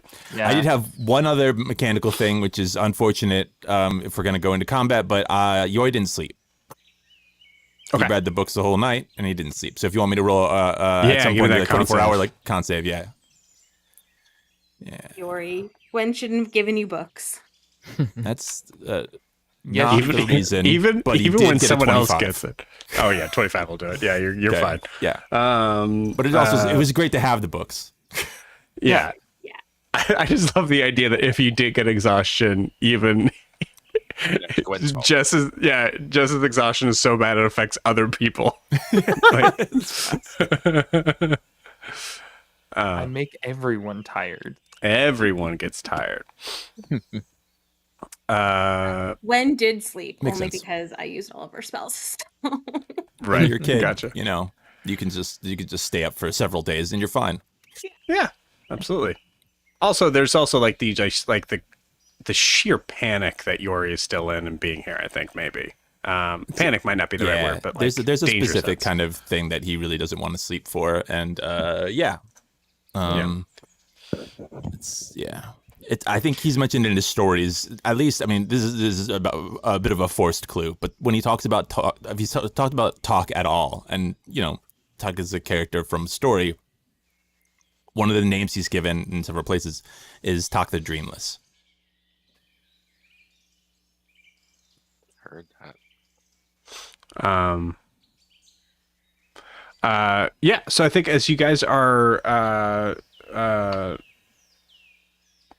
I'd say about another, your guys are probably traveling for about maybe feeling like 2 hours. When finally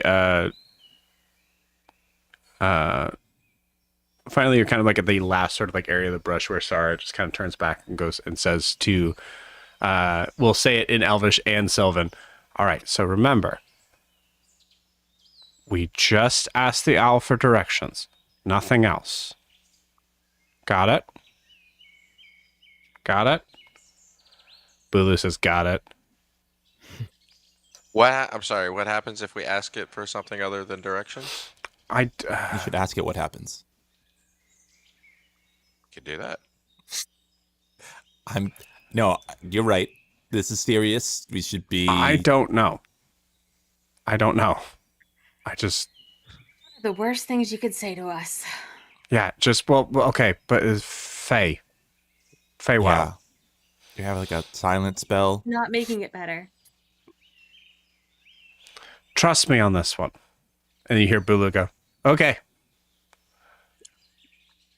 This one can't say anything.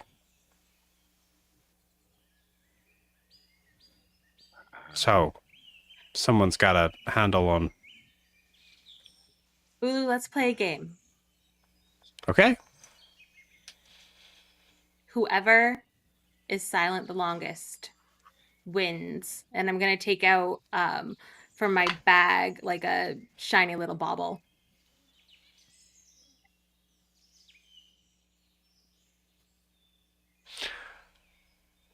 Whoever's silent the longest wins. Correct. Cool. You know what? No, I didn't qualify it. Whoever's silent the longest wins. Whoever's silent the longest wins. Bulu Dies.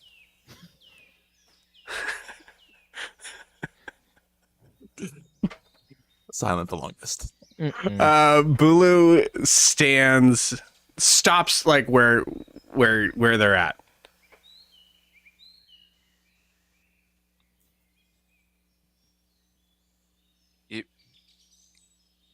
Gwen, You can Gwen, still walk. I lost already. It's fine.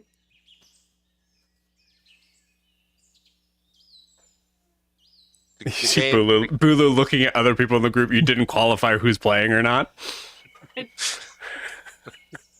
So I'm going to tell you this. You guys lose Bulu. Bulu is just going to stay where he's at, possibly till the end of time. Who knows? I'm gonna pick Bulu up. Okay. Silent, not still. There's a difference. Movement. Any makes movement. sound. You're in the forest. What? Oh, yeah. Technically, breathing makes sound, so Right. We'll see. Yeah.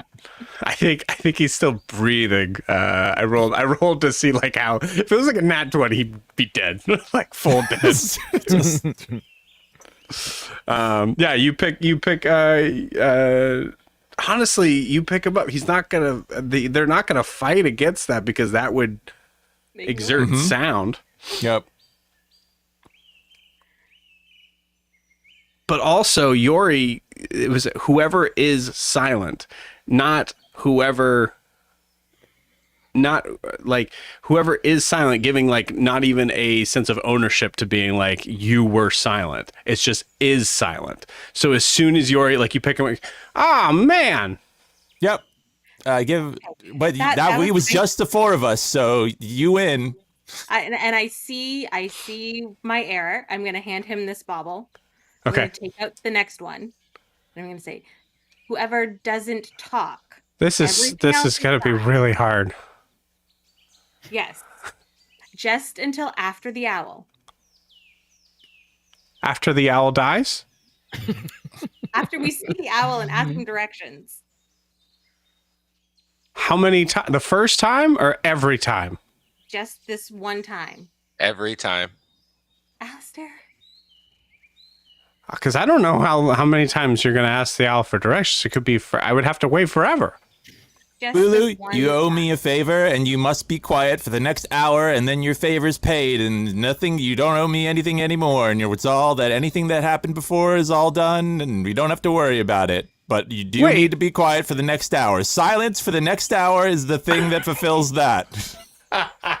Roll me a persuasion check, because I don't think he owes you a favor, but No, you he can doesn't. be But very the idea is like when I persuasive. gave him the sandwich, is that I was laughing because he had whatever it was. But yeah, I will do a persuasion check.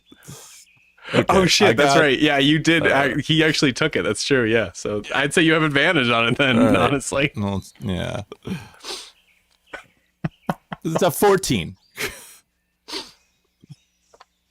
Yep, that's a 3. Man. Okay. All right. When? Starting now. Okay, what kind of Fey ritual is this, y'all? Why is Tuck picking him up? Why does he keep? Oh yeah, Don't sorry. worry This about is it. I'll explain it as we walk, and I'll quietly Yeah. explain to Io and Prim exactly what just happened as we walk.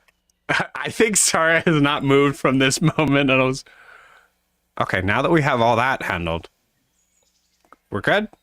yeah. Yes. You ever get we're caught good. up in like things, like something happens and then you just get real focused on it, and then like you can't unfocus, and so you have to resolve it, and then it takes a while, and you just keep doing it. No, I have responsibilities. All right, I don't think you'd understand this group very well. All right, let's go.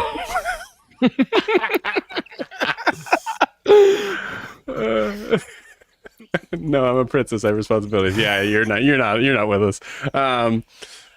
Beautiful. Okay, so you guys get to the crossroads. You see this great horned owl, very large, as I kind of mentioned before, like standing about maybe somewhere between 8 to 10 feet tall, varying in size depending on the day. It seems like having this like kind of like fey sort of thing to it.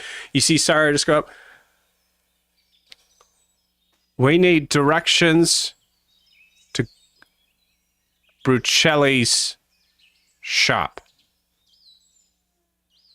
You see the owl just kind of like look down,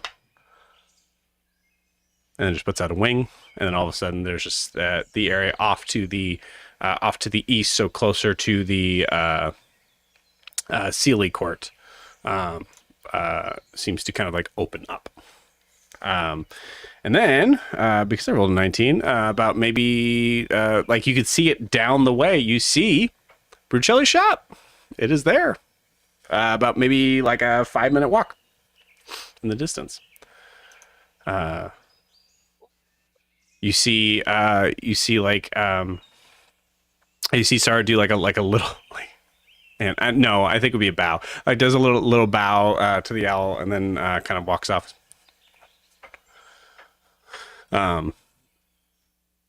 And you all head off, and you as you are standing in front of the shop, all of you are looking at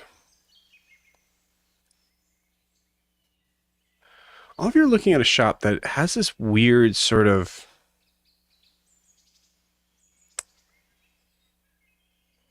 there's this weird sort of sense of like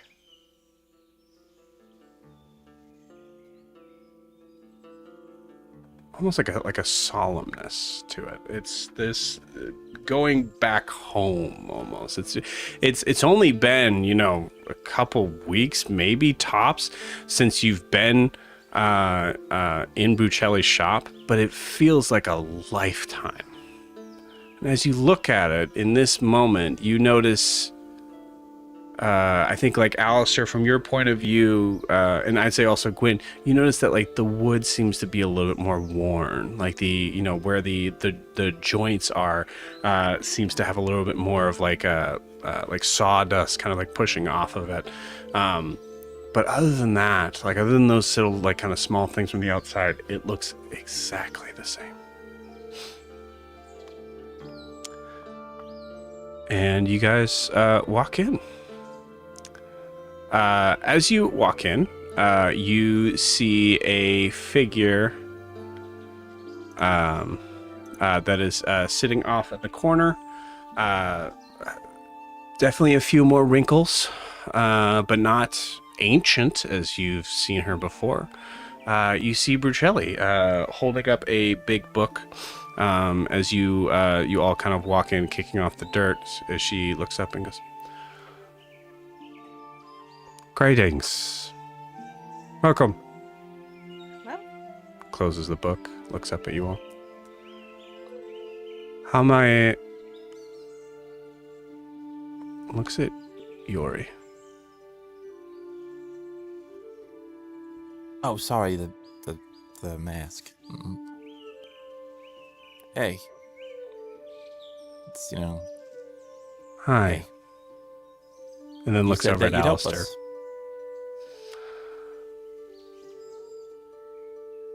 I'm Burchelli.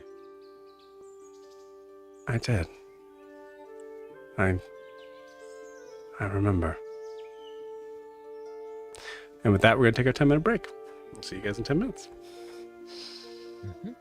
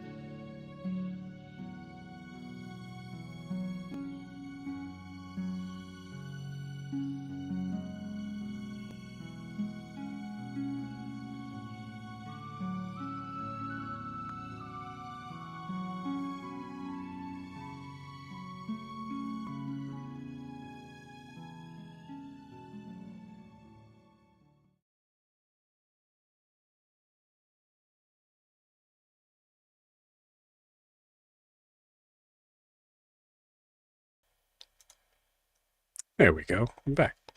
Let me just go in the wrong spot. Hold on. There we go. Cool. All right. We are all back. So as you guys walk in, truly no one here for the first time, even Prim. Prim, you've seen Bercelli before. I think there's a good chance that you I would say it's a fair chance that Bercelli does not remember you. And that's something that I think was maybe even established in the idea that like she above board she exists in like all times. So you'll see her age kind of shifting back and forth from her time, which usually means that her memory is actually not great on the people that she's meeting, which means that she's usually actually very like she's very pleasant with everyone, but also distant. But I mean, with Yori and the whole wings thing, and then from there to Alistair, yeah, she remembers you guys. But with Prim, I think it was a very short conversation. So, however, you do see another figure that is sitting up on the desk of Bercelli.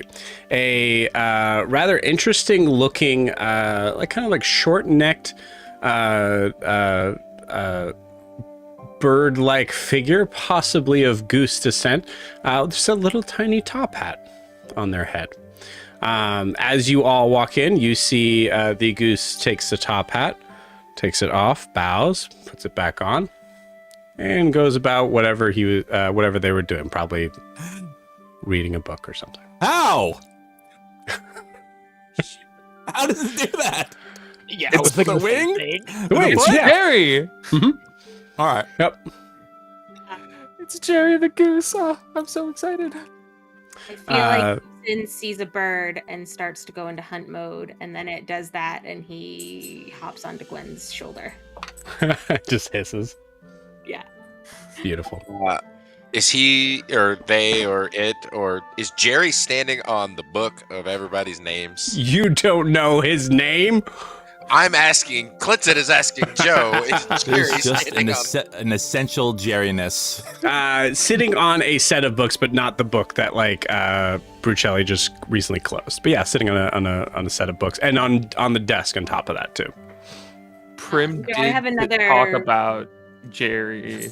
Yeah. Prim did mention it when she had brought up that she had seen Bercelli last time. Yeah. It was kind of a passing, but yeah. Also, who's your friend? Oh, sorry. No, go ahead. Who you talking to? I was talking to Bercelli, Bercelli. but I didn't want to cut off Jess if Jess had something to say. I was just gonna say I have another like atmosphere question. Yes, please. The last time we came in, on the walls there was like all sorts of drawings that Gwen studied. Have they changed? They have changed. It looks like they're now in different scenes of different depictions of other things. Also, I apologize. There is someone else in here as well. So I think, Gwen, as you're looking around, you see there's also a figure of a somewhat older, very like open, like very wide-eyed, half elven looking woman. You see like the ears look to be a little bit, as you see that she is also kind of like curved up. So you see her back is kind of like a little bit like this, as she is like going over a book, and you see that she has a quill in her hand.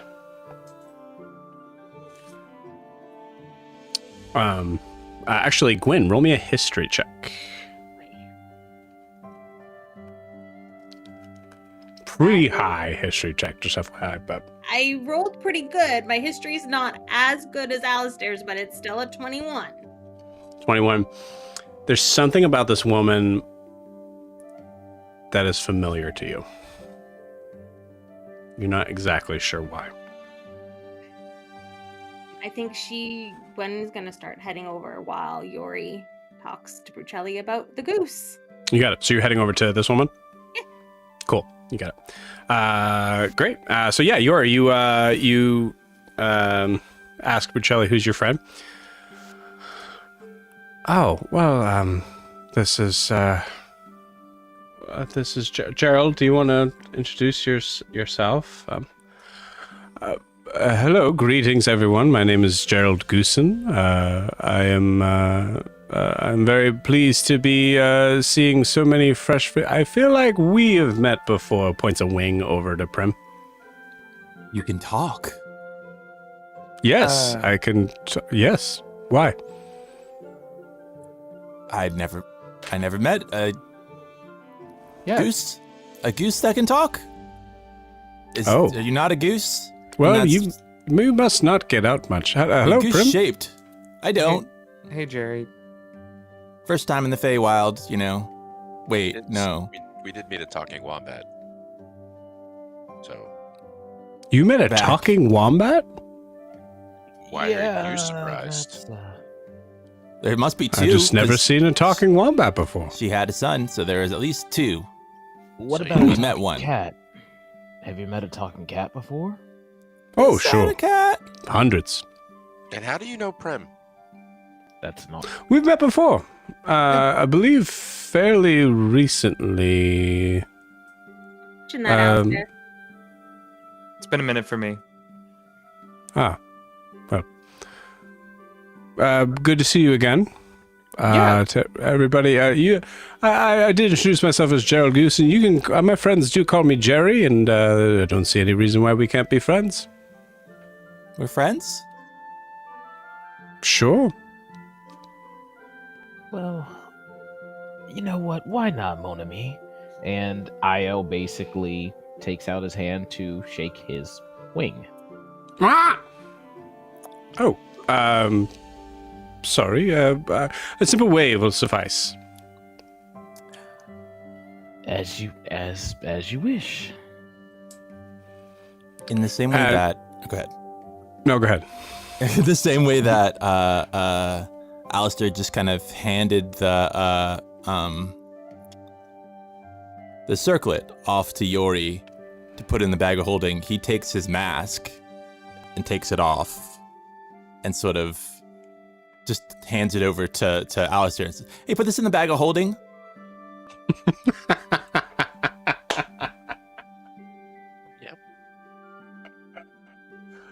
Beautiful. Well, it's very nice to meet you all. I guess for at least one of you, you've never seen a talking goose before, so I guess I'm happy to answer any questions on behalf of talking animals. Do you know As there about are Miss many. Craggle? We're about to go fight a what? Egg. A hag. Oh, That seems kind of rude to just... Maybe that's where that comes from. it's Probably that it's- came first, and then, yeah. It's rather fitting. I don't think they take offense to it, as far as I know. But it does make sense that you would consider one to take offense, considering where they come from. That's all my limited knowledge. I am not the shopkeeper whatsoever. He puts his wings up because I'm not the shopkeeper whatsoever here. I just I enjoy the company of Brucelli and the patrons that happen to come in off and on. I will leave you all to it. But good day and nice to meet you all. It was the absolute best to meet you. Thank you for being a talking goose. Great, Okay. Great seeing you again. Not that weird. Do your But- parents also talk? Yes, of course. Yes. And are they also? Do your parents talk? It's a fairly normal thing where I come from. And where is that? I guess I did say I was here to answer any questions, but I'll be honest. Are you from the Grove? That's where Winona was from. I'm from A Grove. Oh, maybe it's more than one. I think Winona was from B Grove. Like it was very... I don't know. It was just a thing. She was trying to get back Who's to you. Winona? That was Wombat, the talking wombat. You know what Oh, wombat right, is? the talking wombat. That's. It's like a... I know what a wombat is. I've never. That's Oh, I didn't. absurd. There's apparently more than one, believe it or not. Why is the talking wombat absurd, but a talking goose is not? It's Jerry. Okay, yes, I do have a name, That by feels the way. like- It is Gerald. very- It is Gerald to you now. Just FYI. Okay, Mr. Goosen, where are you from? Thank you very much. That's very kind of you. I am from the Fae. The kind of sort of area up north, just past the crossroads. Okay. It's the crossroads. It's like 5 minutes from here. I don't know. Where are we? Vercelli shop. Specifically, if we're still in the Feywilds, we are in the Sealy Court, I believe. Well, not everything is in Sealy or unsealy. Some of it's kind of in between. Like E.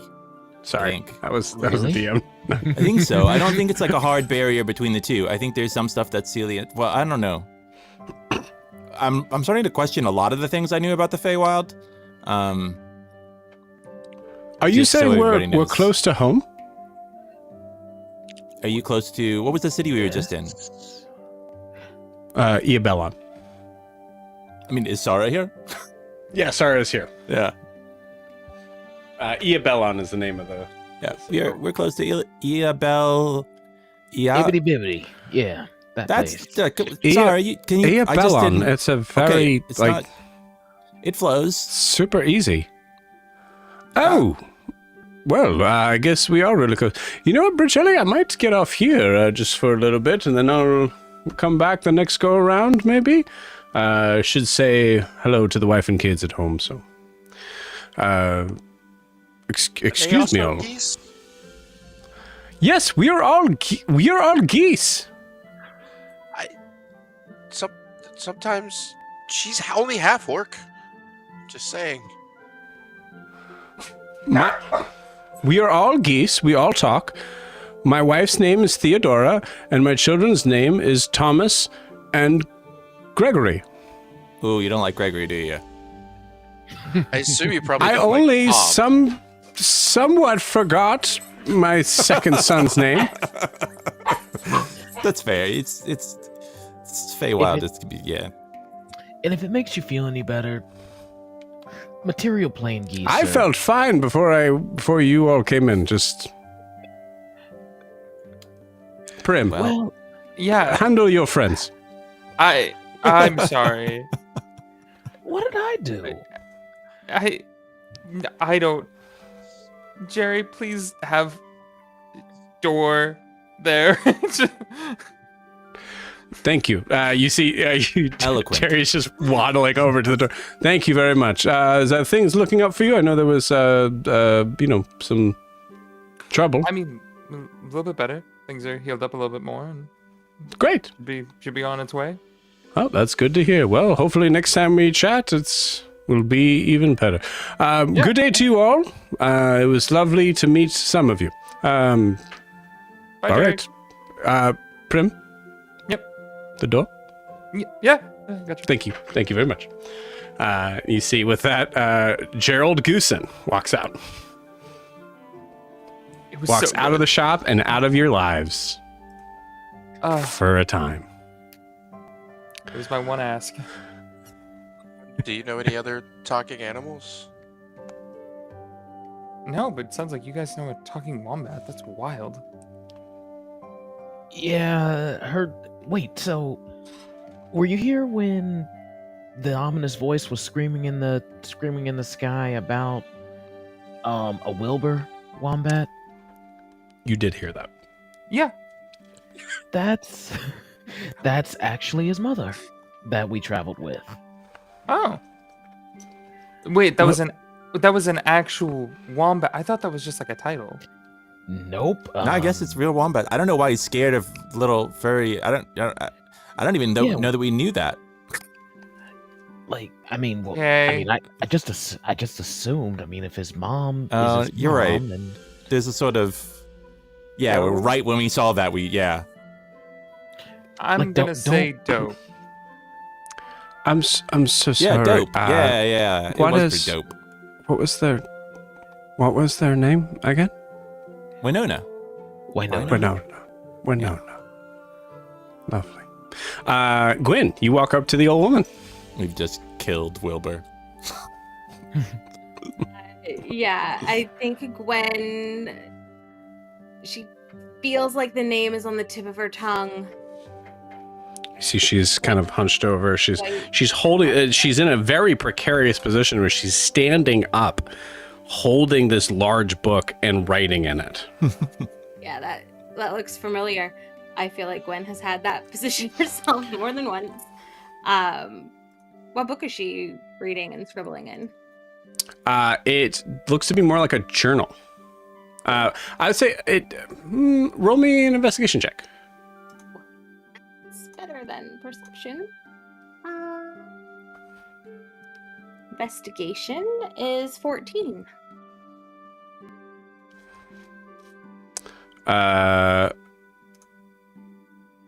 Cool. 1 second.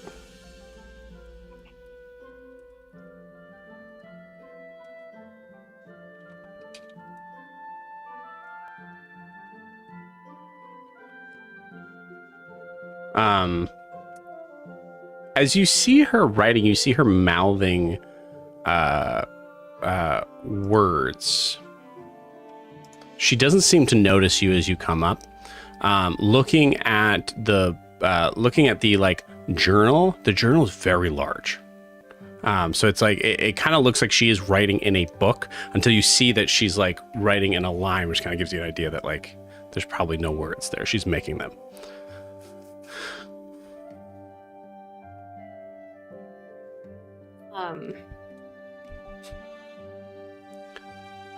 I think Gwen is just going to sort of walk up.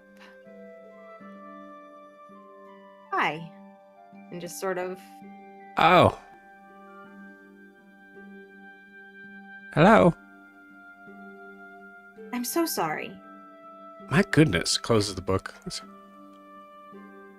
You just wow. look very familiar. You do as well, which is weird, strange. Where do you come from? Nova Soul, originally. Oh, okay. So you're not a figment of my imagination. I don't think so. Not today. Uncanny. Hello. My name is Mrs. Emily Rose.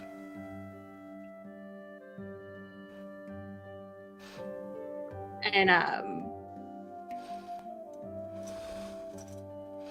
Gwen, I think that's a hint enough. yeah. Emily Rose is very close to a pen name that you know very well. Yeah. Hey, Yori. Yeah? Do you have one of those books that I gave you? Yeah. I was reading them last night. Which one? Do you?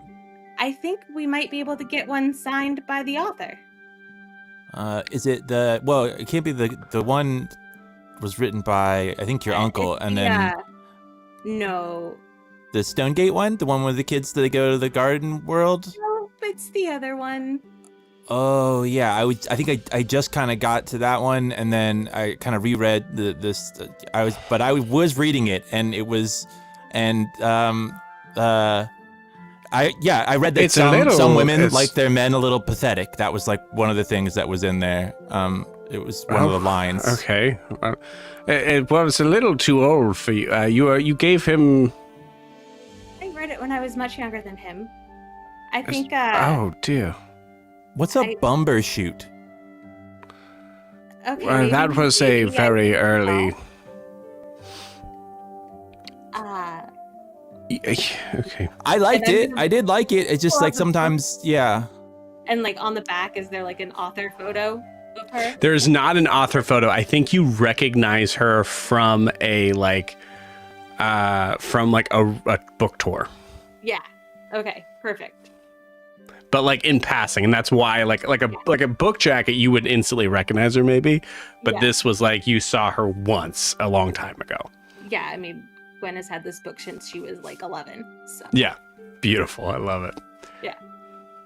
Uh, well. Big fan. Thank you. Well, that's very kind of you. I'm very surprised that I'm.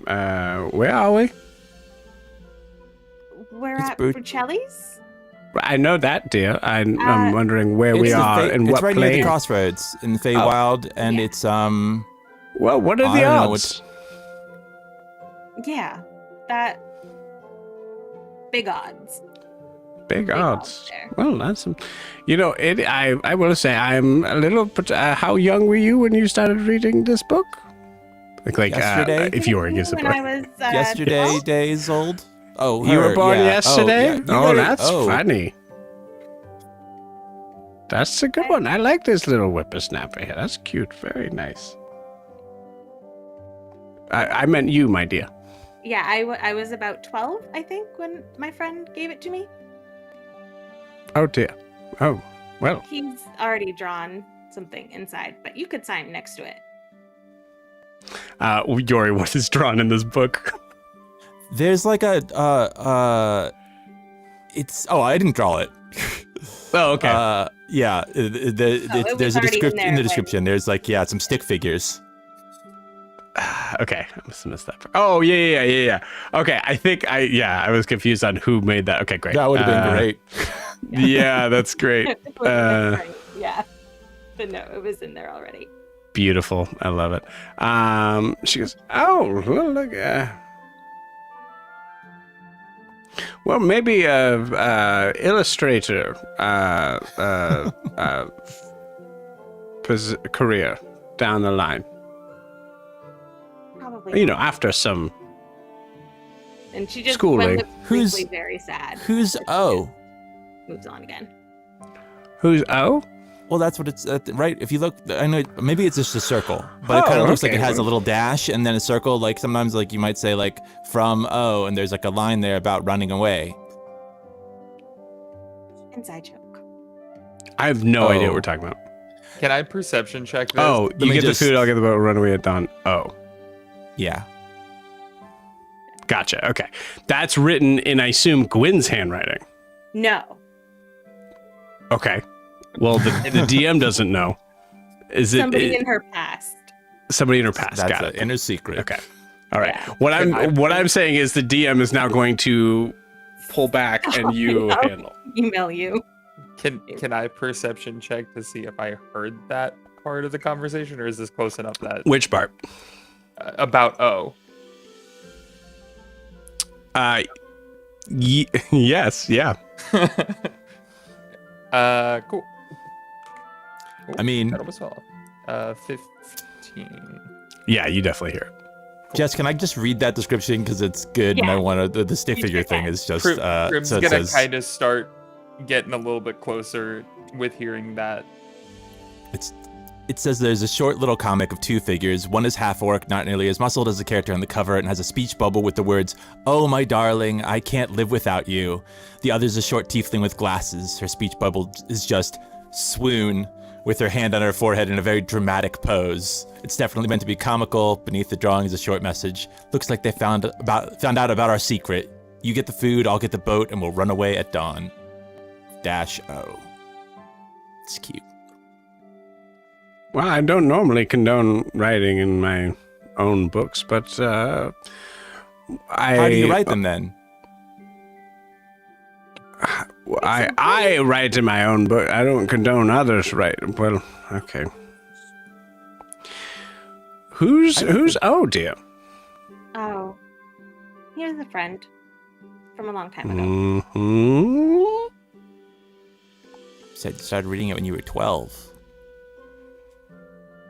That's Oh, pretty near my right. age. The more you remind the age, she's gonna like pull back every time. You get that like, oh right, of course, yeah. Well, never mind. Well, you'll maybe you. You know can, it's okay maybe... to have sex. All right, I can't with you. You do write very well about it. Thank you. I'm gonna. I've seen it. Wait. Sorry, what? I'm sorry, what?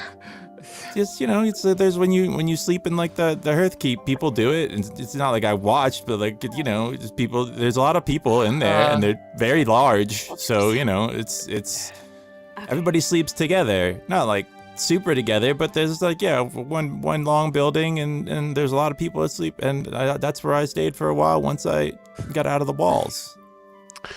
Well, I write about romance.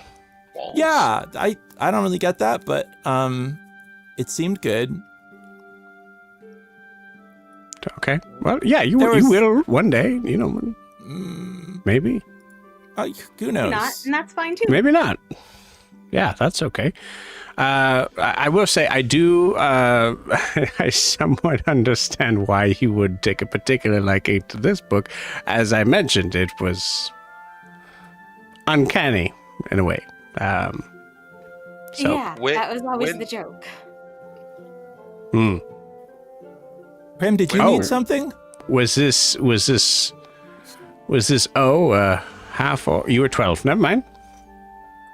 Yes. No, you can ask the question. More and more people have gathered around. All right. Well, was this similar to the titular character on the front? Well, eventually.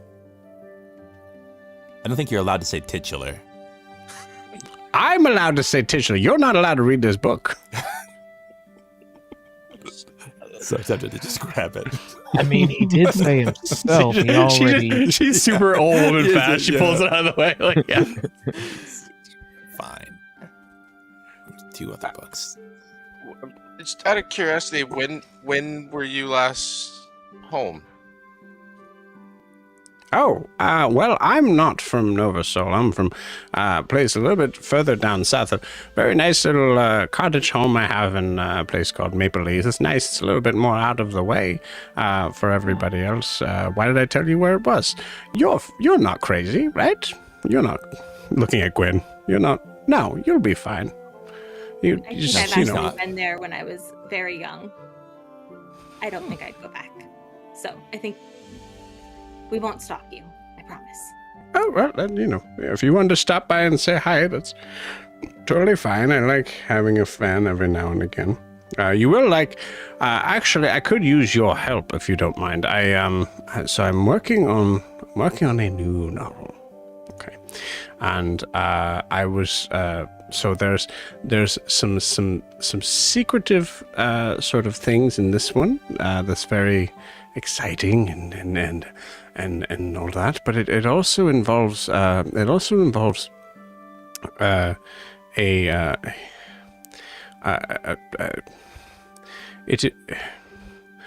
involves a Triton and a sea elf. So you said the sort of close together, but not quite exactly the same, and that sort of. Anyways, so I was thinking either for this book to be calling it Whispered Wishes, or because of some interesting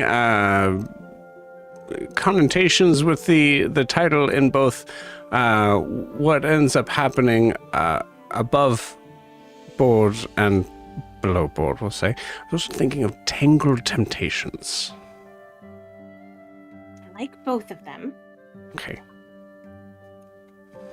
You could, just a suggestion, maybe this is too on the nose. Just want to let you know, just right out of the bat, I can't give you any sort of credit at all. I just, because it's, I don't need credit. Okay. You could go with The Sea's Whispers. But alliteration, dear. That's that's my entire line of books I've written. All have that alliterative. I'll keep working on it. It's okay. Seas of Seduction. Seas of Seduction. Oh, I like that. Who Gwen's is this? Gonna give Alistair just a great big smile. Who is this medium thin drink of water? It's very good description. This is Alistair. Alistair. Alistair. Oh, I love that. It falls right off the tongue. Very Alistair. good name. Mm-hmm. That is a good name.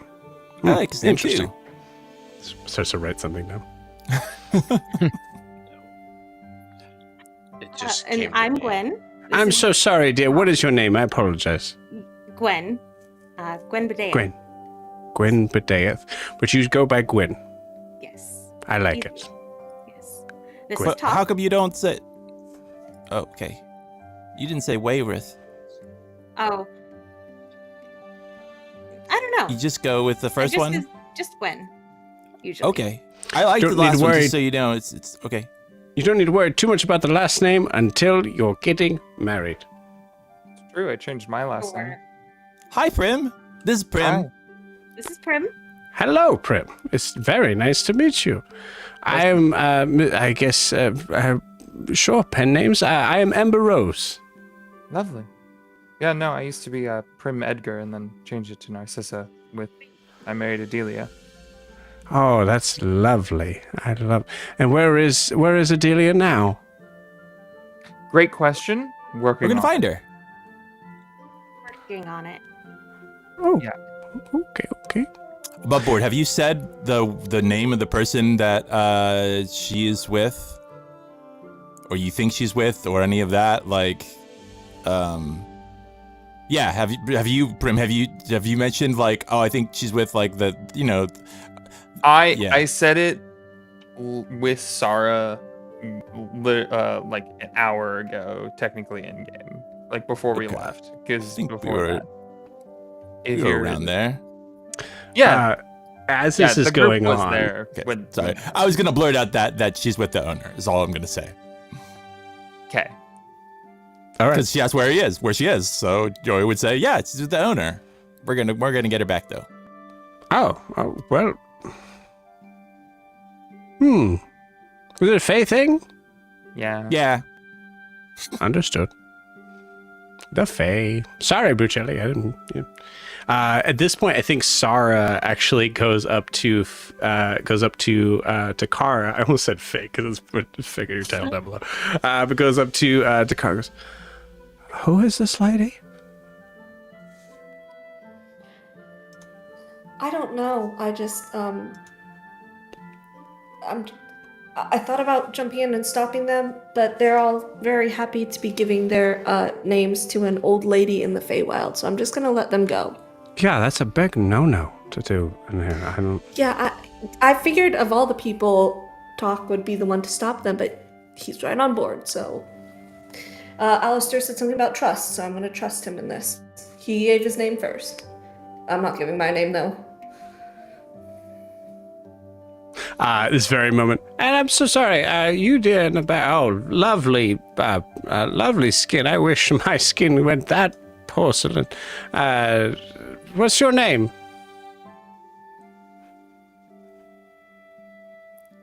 It's not relevant to the reason we're here. Oh, right. Well, It's okay. I don't think this is the Feywild anymore. That's why I took my mask off. it's okay. It's all right, Emily. Because this was in the beach you're too, trying so to- that technically isn't this not? But I guess it's also just not great to give your name to strangers. I think sometimes, but you're not a stranger. We know you, and you wrote a book. A stranger? I've met her before. But it's okay. I mean, I that's yeah. Everybody is owed their secrets, and yeah. I'm so sorry for not remembering you, dear. That was probably a long time ago, and 14 You know, months or so. this old brain. It was a long time. Can I? You've met her before, Gwen. Yeah. Just like you've met, and I'm gonna shift into like Dahlia real quick, then shift back. How do you know that she's her? Oh, okay. All right. Well. Oh, my heart is fluttered. Yeah, magic things in here. She's her. It's just I'm fine. Do you need Oral's medicine? caress. Squirrels. Coral's Caress. Coral's Crest, not Squirrel's Crest. I thought you said Squirrel's Crest at first. Well, coral is, it's a little sharp and scratchy, but, I like the C's of seduction because it's kind of like you could put it as like a C, as if it's like they're learning something. Like this, each thing about seduction is a C word, and then so it's like it's both. It's like the C's, but also you could be like a school thing. All right. Well, at one point, never mind. It's fine. It could be about a student who falls in love with one of their professors. I'm in the middle of writing it. Oh, you already have it. I got my own stuff. Okay. But no, you know what? Actually, hold on. Wait, time out. Nope. No. She doesn't want to hear any of that, I guess. Amazing. I'll put it in the epic. Just a little sneak peek of it.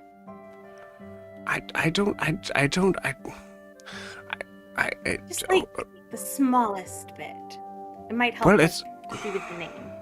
okay. Well, but I've just so you know, all the descriptor words for the romantic scenes. I usually just write one word the whole time, and then I find different ways to be able to put the names in here. So most of them just say boner, and that means you're the book.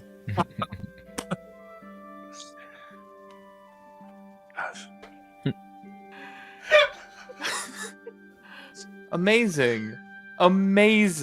We did it, One guys. of the better choices you could do if you're just repeating it throughout. Is this the Friday the 13th experience you guys want? We won. Is that like what?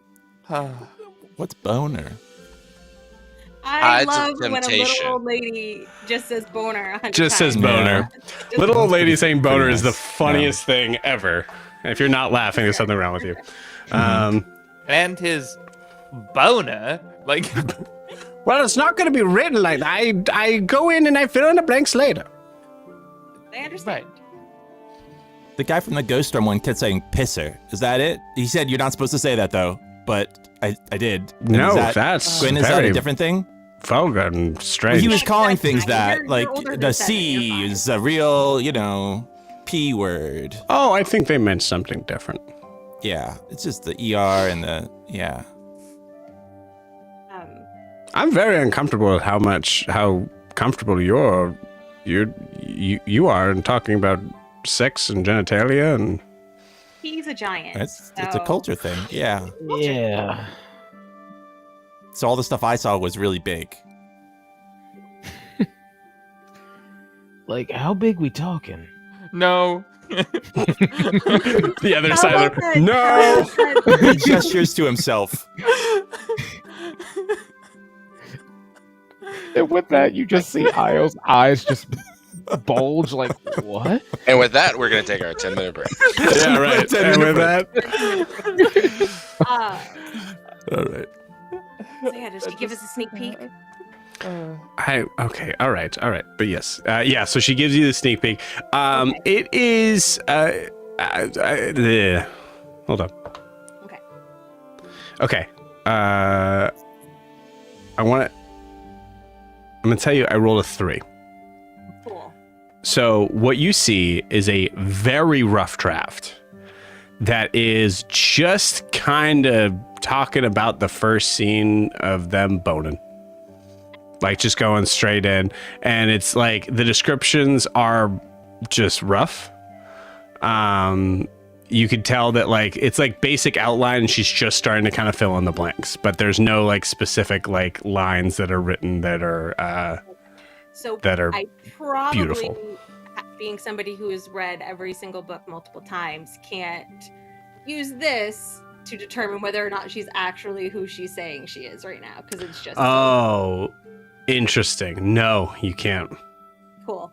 I just look over at Kara and just give her a quick little sort of look.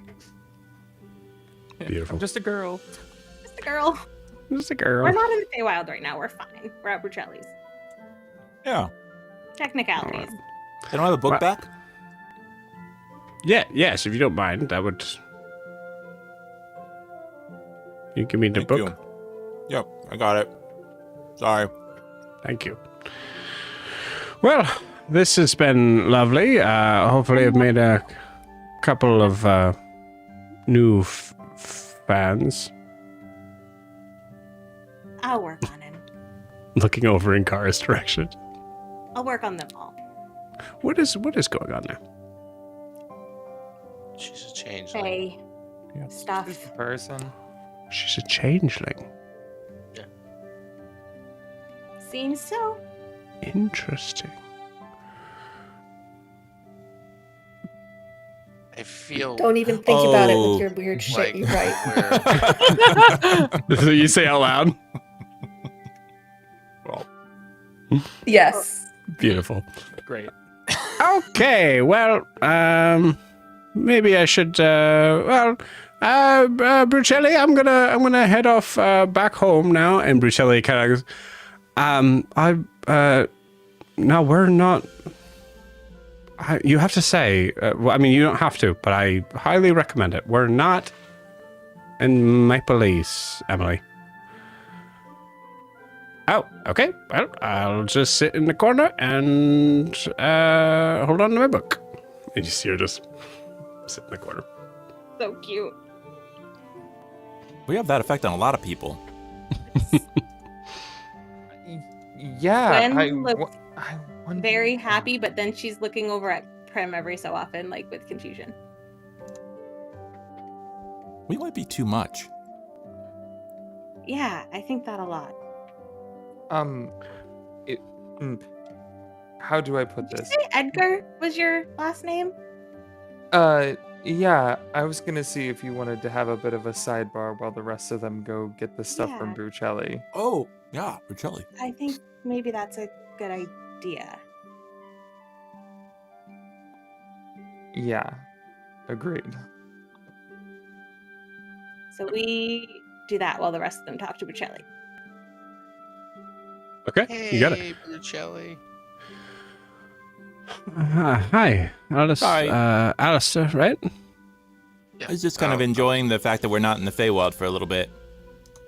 No, I understand, of course. Did I overhear right? You're going to go fight a hag? I think so. We're More avoiding accurately, saying the name. we're going to kill it. I guess we're gonna kill it.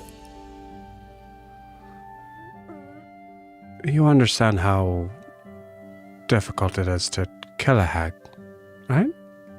That's why we came here. I want to know everything there is to know about how to kill this creature. She needs to die. Oh, I like this Io. I mean, I like Also- your other self too, but We may have given your button to someone else who might possibly need it, so we were maybe hoping there was another button. I think the button was in you all along. You name me to sell you a button? Let's, guys, one problem at a time. So, yes, hags are difficult to kill. I'd like to know why, and what is going to be the most efficient way of killing this thing. Also, what happens to its hex bloods when it dies? Actually, What's a that's... hex blood? Little Legend lore. man, were you not listening? Yeah, but I don't remember things, and like I was focused on some of the other names that I'm not supposed to say, so I had to remember the names really well so that I didn't say them, because otherwise I might say them by accident. Okay, fair. So, a refresher. A hex blood is what the kids were turned into. Right, They're not... All we know is they're not whatever they were before.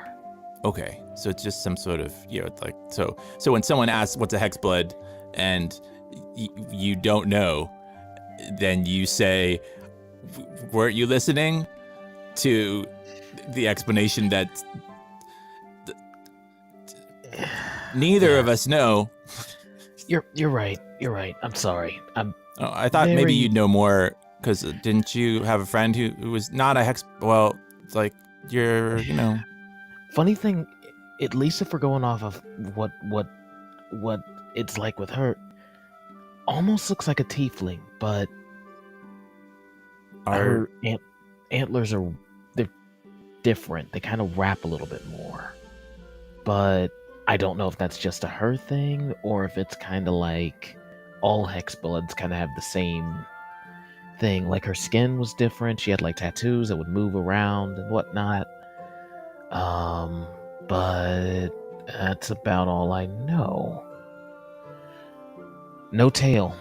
Definitely no tail. Well, we're not going to kill them, so we don't need to know that much about them, I guess, unless there's a way to reverse it or something, because it was the kids, right? And I assume they don't like it. Not to mention, it sounds like their free will is stripped from them. Well, I don't like that. That depends. Depends on a bunch of things. Not necessarily their free will at a certain point. Do we have is there a specific hag in mind that I would know? Or? Name? Can we do the Miss, K one? C? Putrescent K? matron. What? Yeah. IO just basically is getting impatient, so he just takes out a scrap of paper and writes the name on the paper and slides it to her. She takes it, doesn't look down, and is looking at Alistair.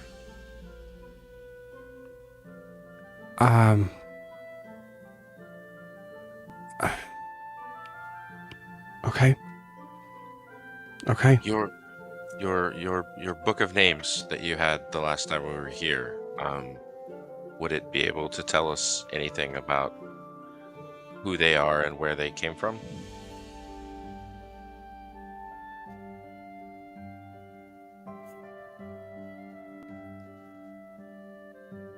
No. Well, Sarah said that they used to be one of them.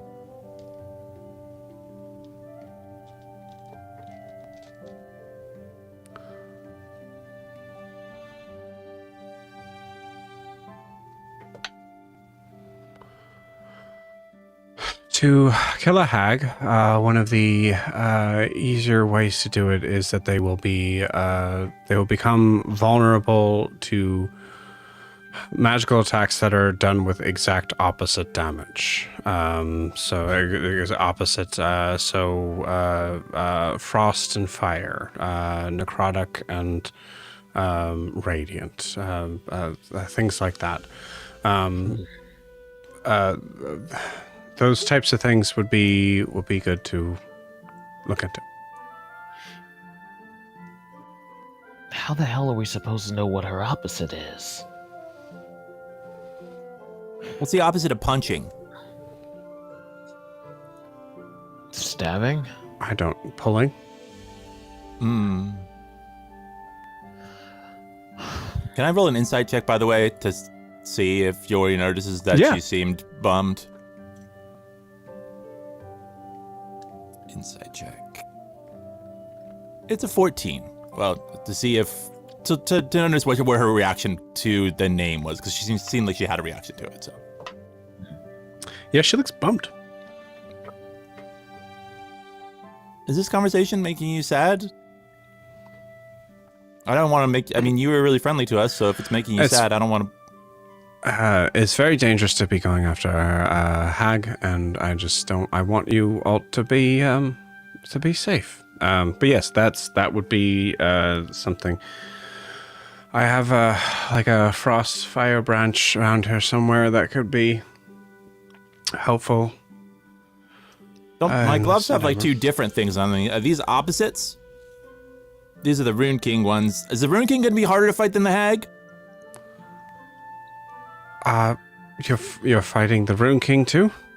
Well, yeah, once we finish with some other stuff, but I gotta give these back, and then, well, if I beat them, then I get to keep them and maybe become Rune King. I don't know exactly how it works, but it's a fight, so I'm into it.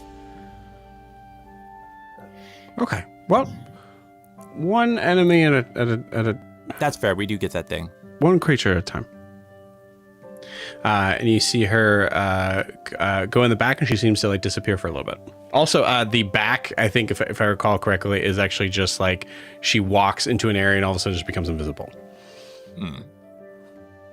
As far as opposites go, the the gloves, the gauntlets are fire and then like water, I think, on the other one. Is it I think I forget there's two different runes. I know one of them is like kind of You fire. got it. You and got it. You I do. I will look it Yeah. up. Yes. All good. Yeah. So as this is going on, I'd say there's probably some. I'd say anybody wants to roll an insight check could, but I'd also like to scoot over to Gwyn and Prim's conversation while this is going on.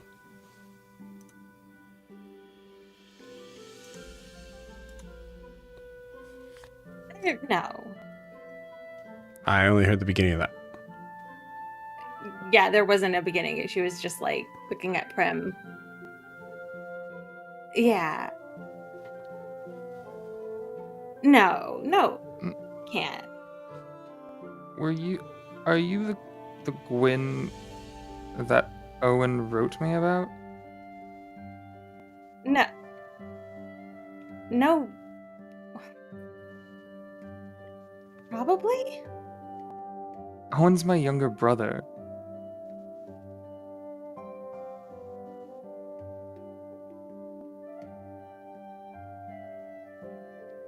Jerry comes back in. Damn! And it's just a bit. I'm just kidding. I think Gwen is just staring at Prim now, like. how the Actually, hell no. You did know I what? miss it? Because she's right there. Miss Ember Rose kind of takes out just a little page. Yes. Continue. You're his sister? Yeah. A little bit older, but yeah. He talked about you all the time, but he mostly just called you P. So, That I mean, explains the O. yeah, he liked just short. Yeah.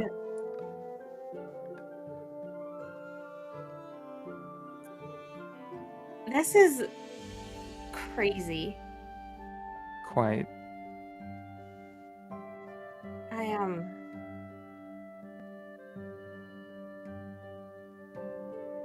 glad I met you. I'm glad I met you too, because like I haven't heard from him in a while. No. His shipwrecked. Oh, I thought your parents wrote me about it. I'm a little hard to find. It was maybe about 6 months after I started at the Ludus. Oh. Yeah, no, my parents, they didn't even know I got married, so. Imagine you might hear a lot about that if you ever make it back. Yeah, no, one circus that, I mean, they were the ones that told me to leave anyways, so.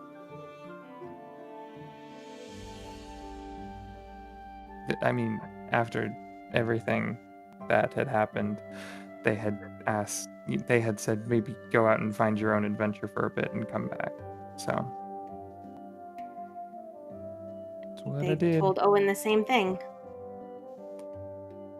Doesn't surprise me, and of course, Mom would tell him, and he loved the sea, and he loved hearing all the stories from Mom about when she was a pirate back in the day, and yeah. We were That- never quite sure that was true. I'm like 90% sure it's not, but at the same time, I'm willing to just let it be. Or if it's true. It's more fun if it's true. Yeah. I reached out to him a lot. And never. There was never any response. Huh. I'm sorry. I keep losing people in my life. It's just a reoccurring thing, and I kind of want it to stop. So maybe when we find Adelia, maybe we could look for Owen. Maybe look for some answers. Like that. She is gonna glance over at Alistair just briefly at the end of that conversation. I don't know if she's ever told Io and Alistair about Owen. I don't think she did, because I think he predates them really being friends at the Ludus. Right.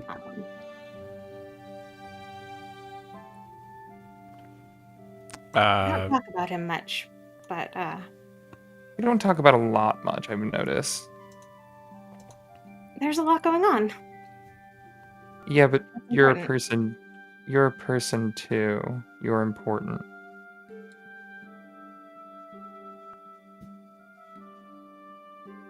There's a lot. You're stuck happening. with me now. I'm basically your big sister now. That's how this is gonna roll. Well, that's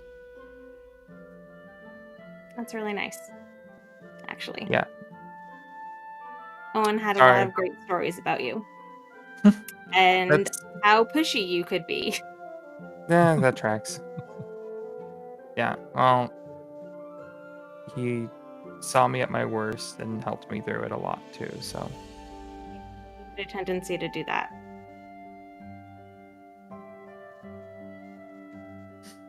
still was a dick sometimes, but I mean, nobody's perfect. He was pretty close. He got into a lot of trouble when we were younger.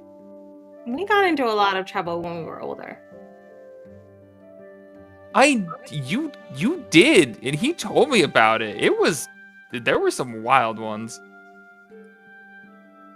Well, maybe I'll tell you my side sometime.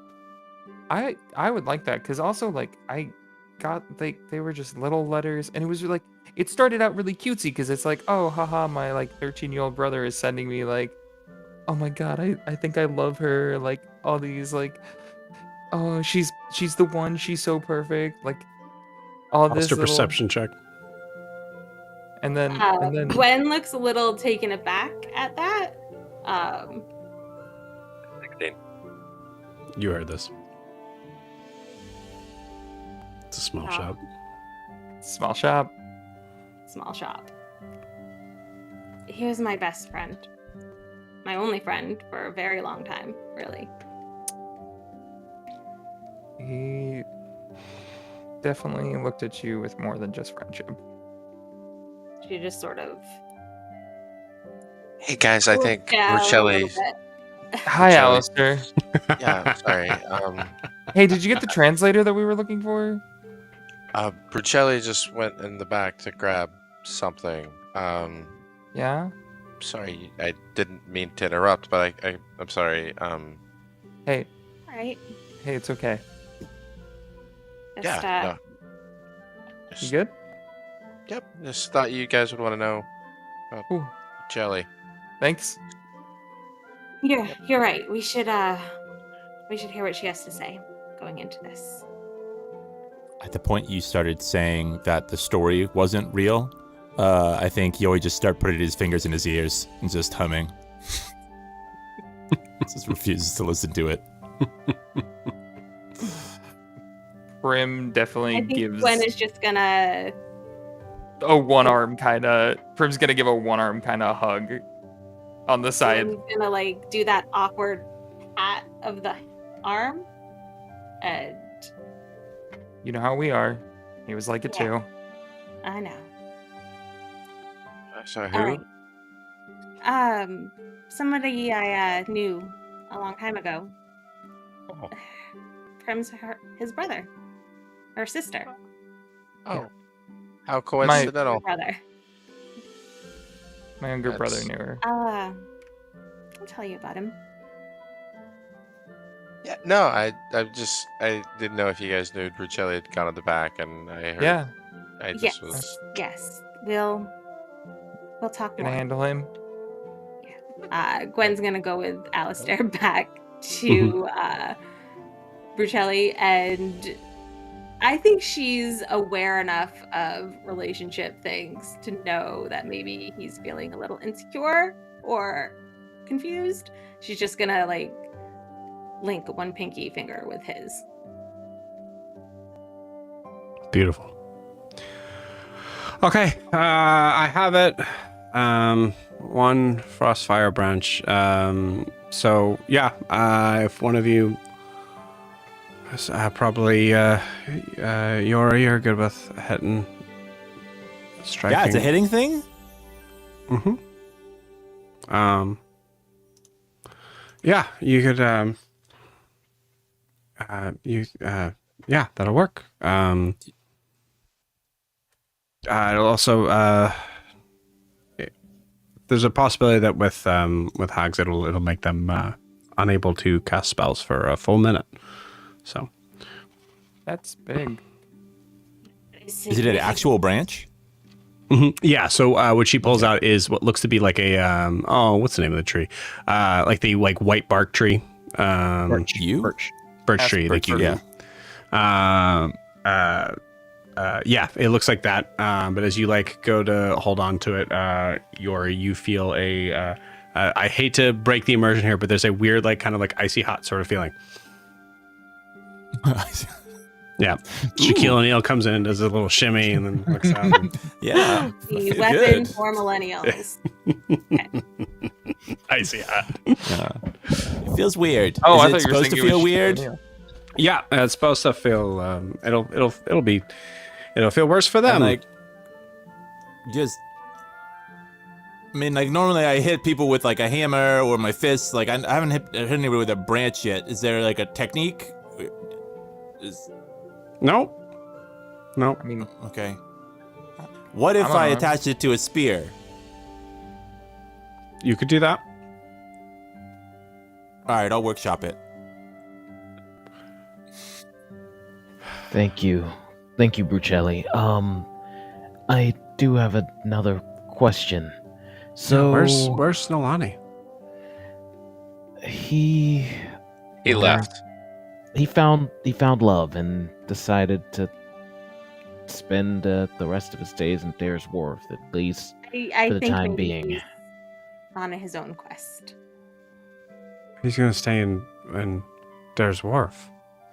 Yeah. Is Well, that right? Maybe. They might leave together. His letter was vague. You could still but try I and think talk to maybe him. they've left. Huh. Well, if you see him again, just How? Before she even finishes her sentence, it's like, Mhm. if there's anything you want to say to him, here, write it right here in this book. He'll get the message. It's true. If you want, Probably. If he still has Oh. the book. I think he still has it. he still has it.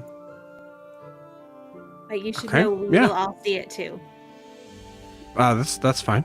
And these are the books that, we write in. I think you've seen them before. And then, it goes to all the books. But then we had the other, Nolani.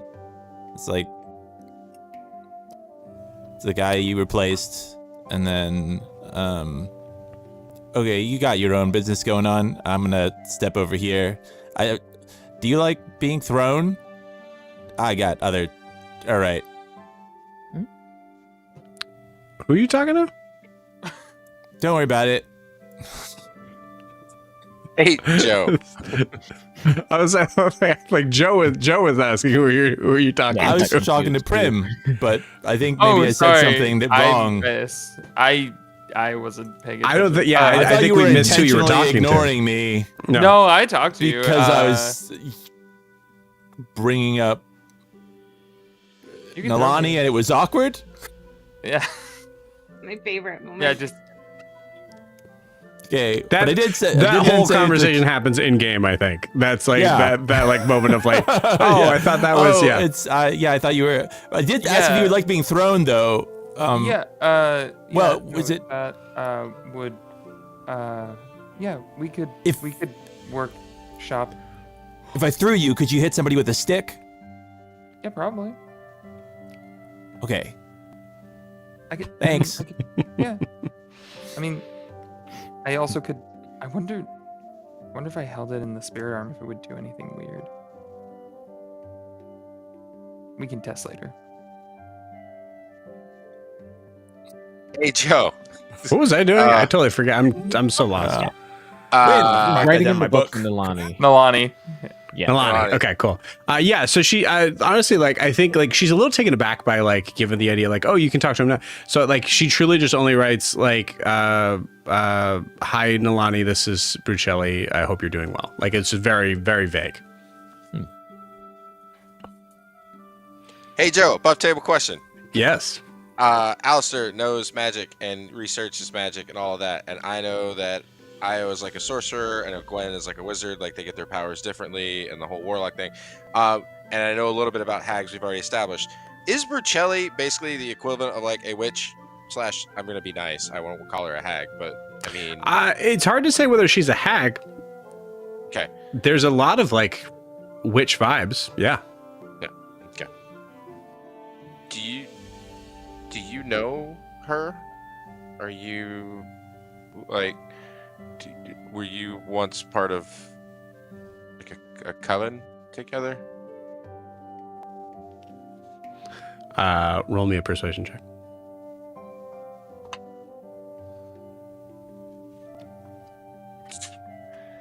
Nat 1, baby. Ooh, Io would be helping. Io would be helping Alistair with this. There's no. How are way you that- helping?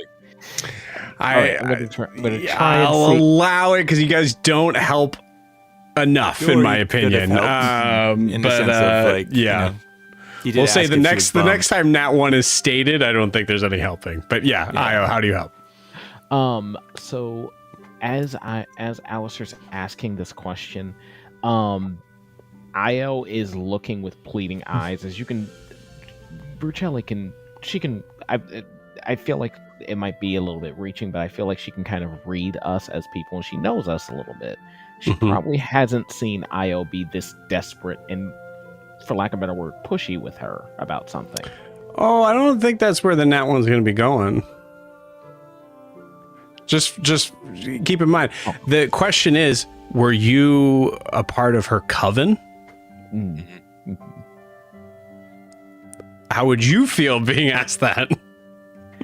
Oh yeah, I'm a little offended. It's like, so I'll Okay, allow you to so- help. You got to give me something that's going to help against that. right. It's like Al didn't quite study the Fae like I did. I don't think that's exactly what he means. He wants to know, did you guys know each other at all? Is there some kind of history y'all had at any point in time that could be useful for us to know? Okay. I'll allow it. Alistair, go ahead and roll that again for me. 19. 16. Cool. 19. 19. Oh, wow. Big difference.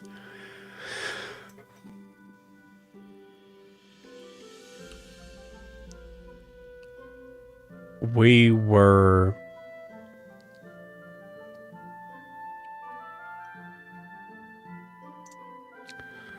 Yes, we were good friends at a point in time. Very, very long ago. From what I hear, it would be the best thing for you to put her out of her misery. To that end, I have another question. The Hexbloods that she's created, once that happens, once we put her out of her misery, what happens to them? Depends on how far gone they are. It depends on how willing they were to enter into her service. Assuming that there was someone who is unwilling, they will be essentially unchanged for the most part, but they will no longer have any sort of affliction to being forced to carry out their mistress's wishes. What if Thank you. they were willing? They're willing. nothing changes as far as their appearance and Hexblood, and in a lot of cases, often when they're willing, is how hags end up passing in the first place. Someone else wants to take their place in the coven. So that does leave some area up for grabs. So just make sure that if you do run into any of her followers, make sure that you vet them thoroughly. Wow. Thank you so much for your information. Mm-hmm. Sorry you lost your friend. Yeah. Yeah. It's a long time ago. Still hurts. Yeah. I'll make sure to take more care in how we approach this going forward. My friend has not been alive for some time. It's okay. I just haven't heard that name in a while. So.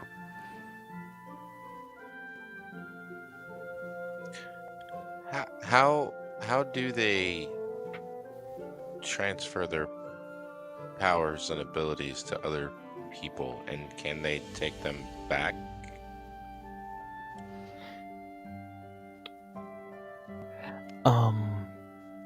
Sus. Taking them back. It's not a common thing to do. I never really went that far, so I don't have any personal experience with it.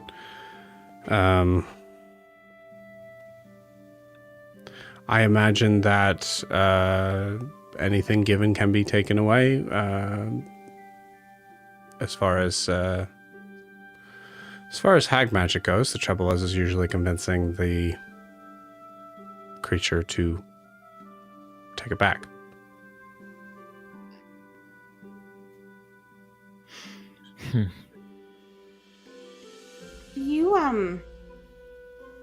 Do you know if we have some resistance to, say, charm? Is that effective against her? Depends. If you're challenging her outside of her home, you should be okay. But I would say once you're in her den, as they put it, it may not normal. Typical magical resistances may not have any effect. Okay. Good to know. Which is why this Frostfire branch might be very useful for you all. So don't lose it.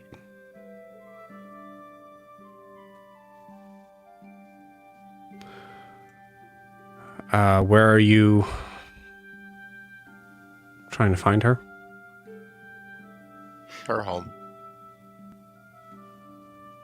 The Gloaming Forest. Right. Yeah. I guess if she was somewhere else, we could go there, but I think that's the place that we're assuming she is. Especially if we can get her out of her home.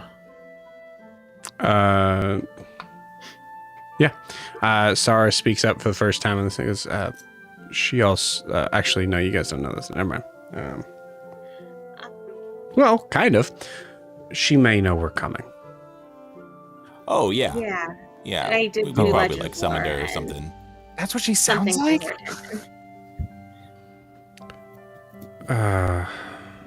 Okay. Speaking Well, of spells, you don't happen to have any spell scrolls available, do you? yes, I do. Of course, yeah. I'll give. Oh, yeah, this is like a shop. We never buy anything here. We're like rude patrons. Yeah, well, last time I didn't.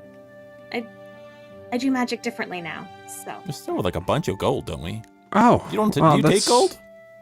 Yes, I do. Well, there's a couple of things that could probably help you out in this. Challenging her in her home, I don't recommend, but I assume there's no choice in it. Maybe we can get her in her backyard. I could be bait. Better. Well, That's- when I mean her den, that's kind of what I mean. The area around, Mhm. right? But I can. Let me see what I have in the back. She goes in the back, and she pulls out, and she will kind of show you a couple of different items.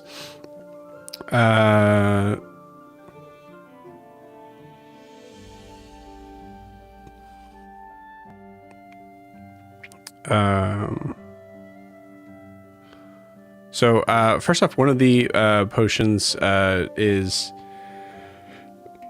called Essence of the Grove. Pouring this potion onto the ground causes plants within a 30-foot radius to grow rapidly and purify the area. This functions as both the purified food and drink spell as well as the plant growth spell.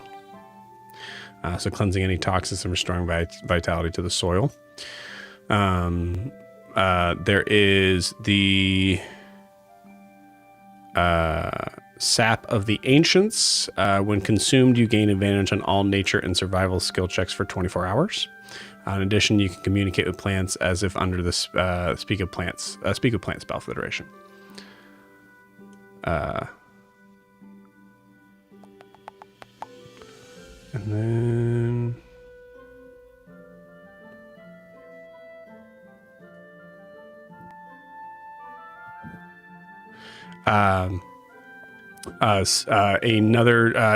this actually just looks like straight up just like a wine bottle. There's just a depiction of the sun on it. It's called Sunberry Wine. Drinking this golden wine restores 4d4 plus 4 hit points and grants resistance to fire and radiant damage for an hour. Additionally, you shed bright light in a 10-foot radius and dim light for an additional 10 feet for that duration. This light counts as daylight. That sounds great. So a wine bottle, is there more than one use in it? I'd say there's probably 3 uses in it. Yeah, that's about what a bottle of wine. Yeah. I'd say 3.5 glasses. 3.5 glasses full. Yeah, we'll say 3. I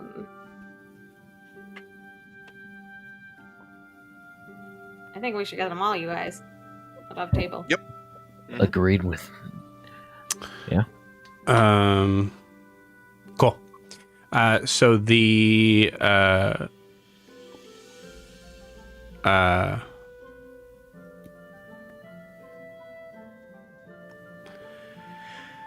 as you guys are looking at these items and saying we'll take all of them, she will charge you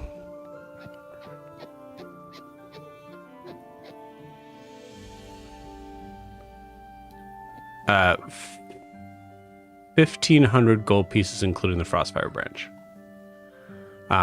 However, she says if you're able to bring proof that you vanquished her back, she will give you her money back, or she will give you your money back.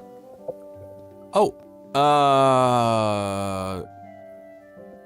is there anything you can do to change how this looks? I don't know if you can do it fast because it's time. Maybe you could do it and then have it done by now. But it's the mask. It's the I keep remembering The Harpy's mask. Harpy mask. Yeah, the golden mask of the Harpy Queen. I have an idea for it. But it's just I don't want to look like a bird. She looks down at it as she explains to you, if you're able to prove the death of the hag, then she'll gladly pay you the money back. She kind of takes the mask, but as she's looking at it, she looks at you all and goes, just not the head, finger, anything. Yeah. That's fine. Of course. Oh, Of course. yeah, no. Is this a harpy mask? I think so. Yeah, there were a bunch of harpies in Dare's Wharf, and then they were bad, and they were doing some stuff, and then we, I think we killed them, or Guys have at least been one of busy. them. Maybe one of, yeah, we did time. Unfortunately, you're going to need some sort of blacksmith or armor to be able to shape this. Well, I'm a blacksmith or armorer. Okay. Well, unfortunately, she hands it back to you. Oh, I thought you meant you like needed the help of one, and like you had like a forge back there or something. That makes sense. I didn't know if I looks into a corner that you never figure out what the heck is going on. She just goes there invisible. She just looks in that corner. No, unfortunately, I don't. Sorry. Sold it last week. Sold the forge last week. You know, there's a Alrighty lot of then. magical stuff in the world, and I get this attitude a lot from people. She wasn't Pocket giving forge. attitude. You guys pushed for it. I just so if I were to like heat it and shape it, that's I guess in that would it break it? If you know what you're doing.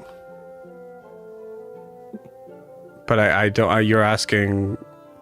Yeah, I guess You're asking right. a witch. It's like not all magic stuff is magic stuff. That's the Right. other magic stuff. I Right. get it now. Well, thanks for trying. If it has plants on it. If I find one with plants on it, maybe we'll bring that one back too. Perfect. Where Does did the you get eyeball this? work? No, or mask? nothing in the head at all. Oh, well, yeah. Who was it? It was. Oh, wait. like a finger's fine. Para. You would know. No, wait. She specifically mentioned that she was not sharing her name. So, Iliar. You would know.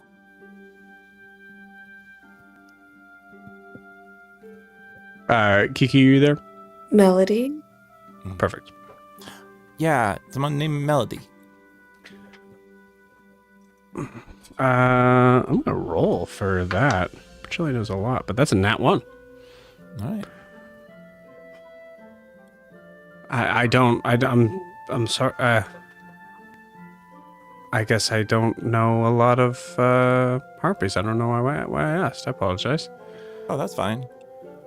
I don't know why I asked about the mask. I guess it wasn't really, I'm sometimes gonna you ask shift questions. into Melody just to see if she remembers her visual. Yeah, I like that advantage. That's a nat 20. Wow. That was a good That's shift. weird. That was weird.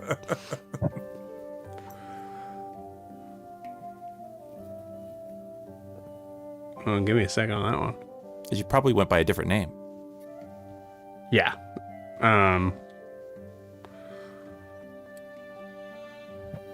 Oh. Did you? Hey guys, Hmm. did you kill the queen of the harpies? Yeah, she was a. Well, she took my daughter, killed my husband, and was about to marry my former lover. So yes. Oh, I'm so sorry. I completely forgot all of that. Wow. Okay. Just says it So the she back was of on the item material here. plan then. That would She's a be Dare's for Dwarf. Was. Oh, well then you're fine. Okay. Ominous. DM. Can I insight check that? Sure. Yeah. And DM, do we players know, but do we as characters know that some creatures you need to kill on their home planes for it to I stick? didn't even know that. Yeah, I think the Ludus kids know that. Harpy is not one of them though. Okay, that was my next question.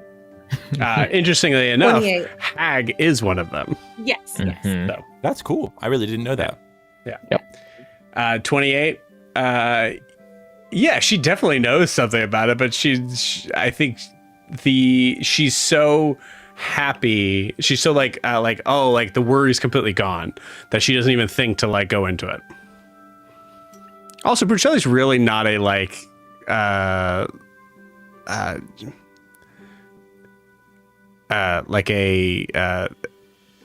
what's the word? I forget it. I'll think of it later. Bercelli isn't like freely giving information to make like to even like show like she has no like inclinations to like show how much she knows or anything like that. So it's very much in that context that you're getting. So it's not like she's hiding anything. She's just she definitely knows something. She's not an open book. Bercelli, you've done a lot for us. One more thing. Sure. These spell scrolls? Yes. Yeah. Oh, how much are these going for nowadays? 5,000. The cat was just giving them out. We stole a lot of gold, so we're fine. Oh, okay. I have no problems with that. And then okay, yes. Anyway.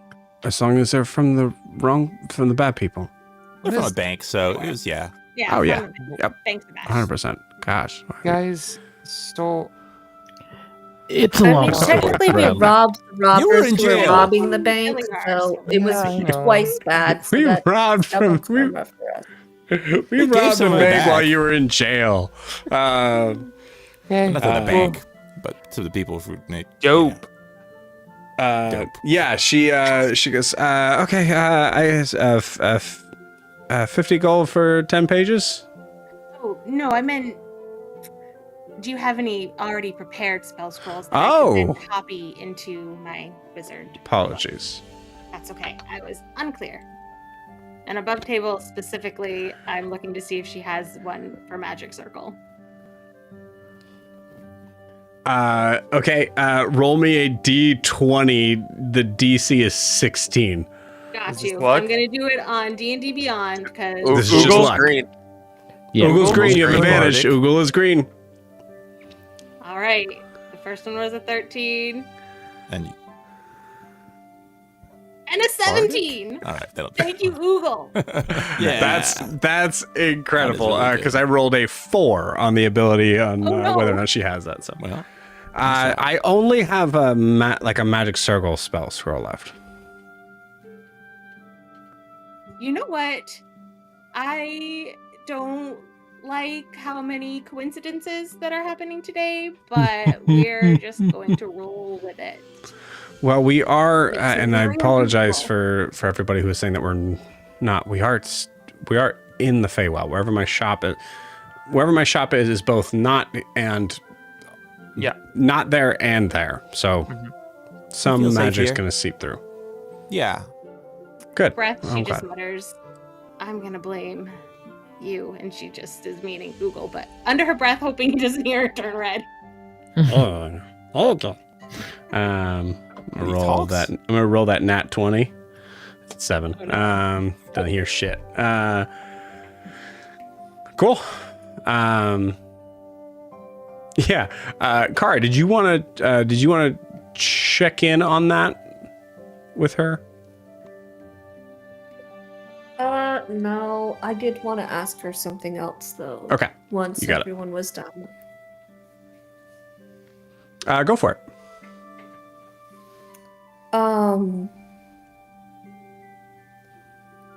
We're going to get my daughter back from. I don't know which part of her name is safe to say. I thought the harpy had your daughter. No, she was given soul. She tried to take me. There was an order given from a certain queen, and I wasn't there, so they took my daughter instead.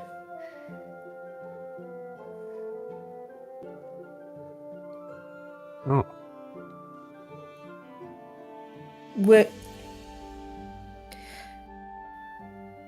Do you have anything that would help me face the Queen of Air and Darkness?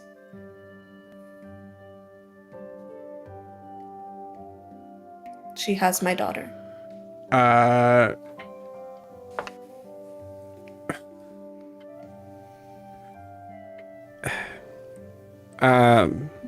Mrs. Rose, if you wouldn't mind, can someone bring Mrs. Rose outside for a minute? Yeah, I'll do it. You got it? Okay. Yeah. Oh, okay. Well, thank you. Oh, still gotta bend over to hold your hand. That's fine. Tell her about your book. Anyways. You see her step outside, and Brucelli closes the door. Disappears.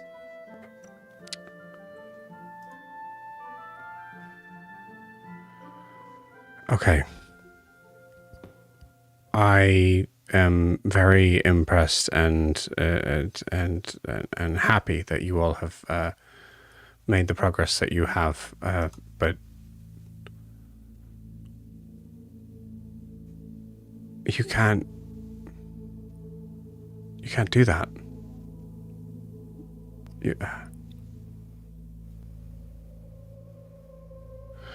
Are you planning on making a deal with her? I'm planning on getting my daughter back.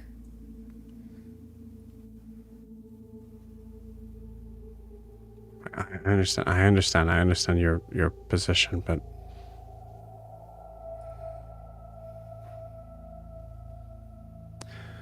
there's never any. The word impossible in the Feywild is not a word that's really ever used. Kara, I'm so sorry to say this, but if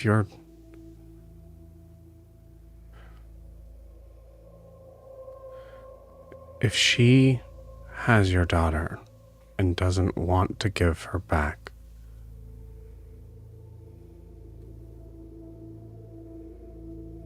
it's impossible. You won't win. At least not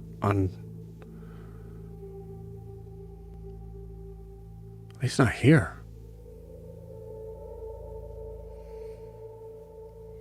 What do you mean not here? Well, she owns half the bloody court. Like, She was normal once, right? And then magic corrupted her and made her what she was. Is there a way to either undo that or to replicate that process on someone else? You would need some sort of magic that is far more ancient and powerful than anything I've ever seen.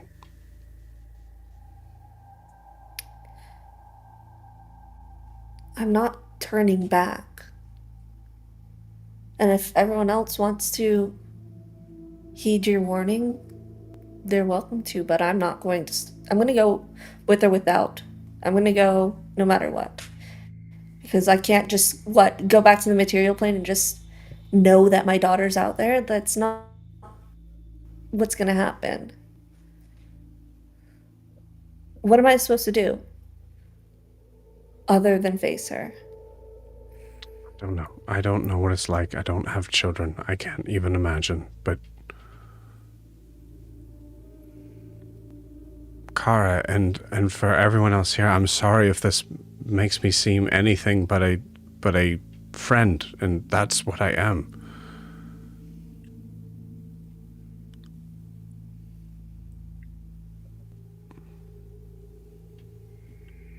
Make a deal. What about the rods of creation? Rods of what? Al? Are they the ones that cursed you?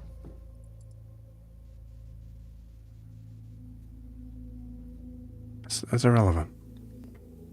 It's not. We would, if destroying them helps you, then all the more reason. You can't destroy them. Guys. That's not how this works. Yori. Is outside. Yeah. I don't care if she's destroyed. I'm getting my daughter out of that court, no matter what it takes. Okay. You I just find something that she'd want more. The rods of destruction. Do you know those? Yes, of course. Undulith. Primordial being of water. Do you know who the others are?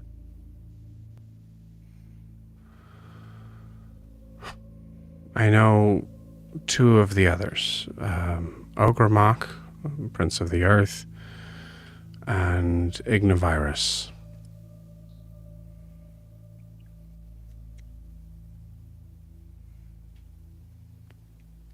But How? they're stories. They're real.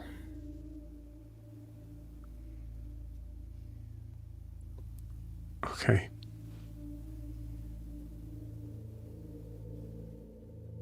Yeah, that might do it. Yeah, if you wanted to trade for that. No.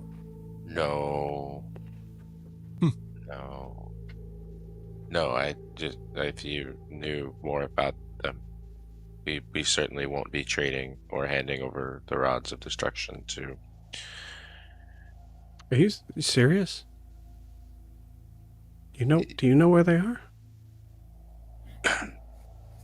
I'll hold my cane out for her to look at.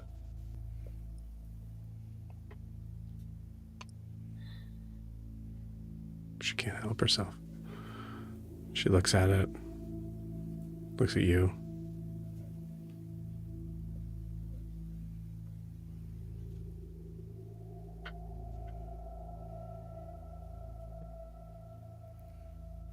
She puts a hand slowly out. I pull it back and put it on the ground. I assure you it's real. How? Trying to find out. And I think that we know where Ignivirus was as well. Both are on the material plane, or were until we came here with Undulith.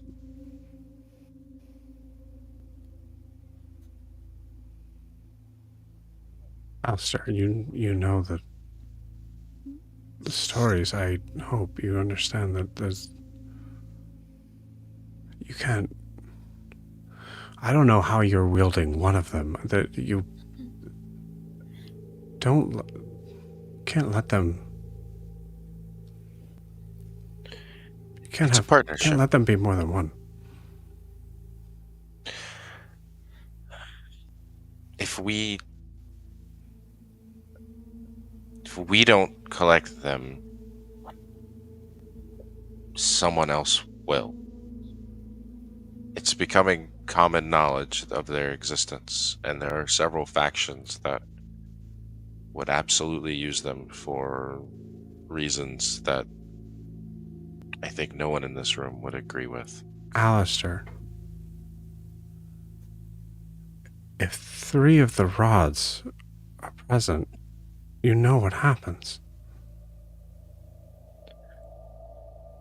Ooh. We've heard stories, yeah, but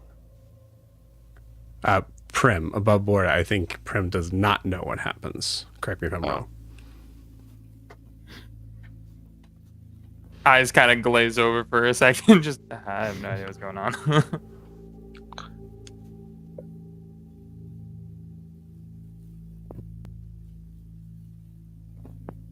what happens if we bring all 4 together at once? I don't. The end of the world.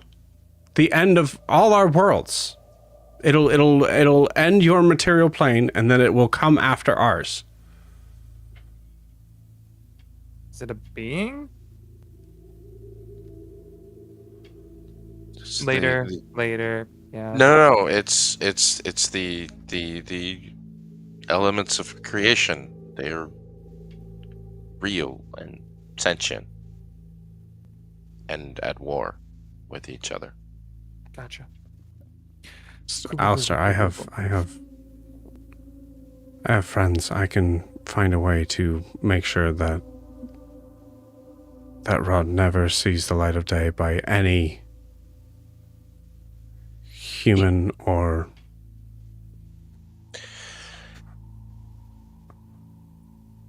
Shelly, you are immensely powerful. And the last time we met, I mean, frankly, I still would love to learn from you. But when it comes to this, just imagine if one were able to capture that amount of power and what good you could do with it. It's possible, I believe, to do so.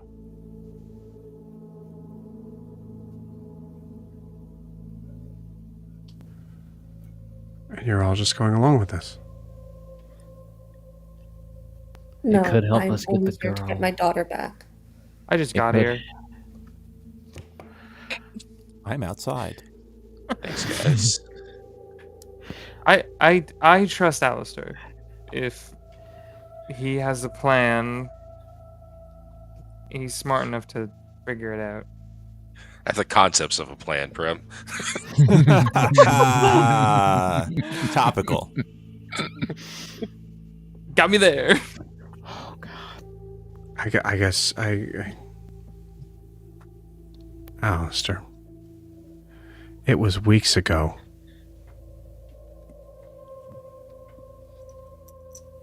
Forgive me for seeming out of line. It was weeks ago where we had to save you from what was going on in your own brain. And now you've invited another? They did it before, Richelle. They were able to contain them, but not in a way that could be used. You are an extremely intelligent being with the knowledge of eons. You could help. Imagine what could be done with that amount of energy.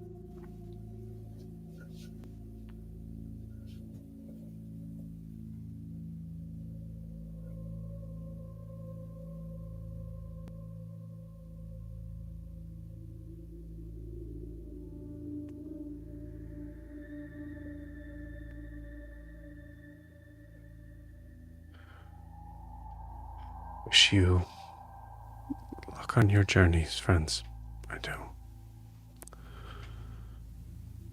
But I can't have this type of talk in my shop while I'm here on this plane. You understand? We do. Or I do at least.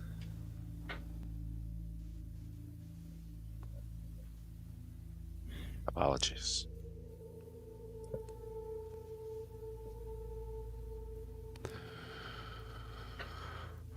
I think she looks pleadingly at Kara a little bit here.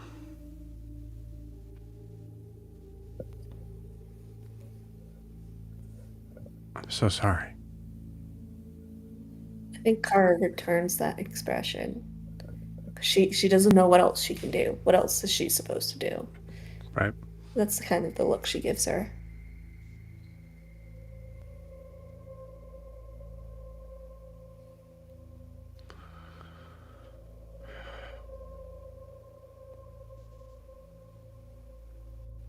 I wish you all luck.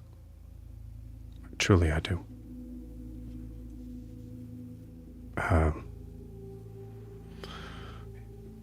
You have your things.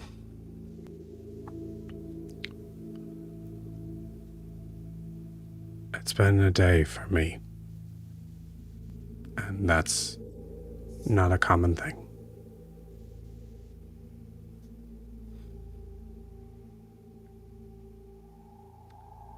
I think I'll be temporarily closing up shop today. So, if you don't mind. I think Gwen has been pretty quiet during this conversation, and as we turn to leave, as we've so gently been asked to, she's just going to make eye contact with Rucelli and just say, "Thank you for everything."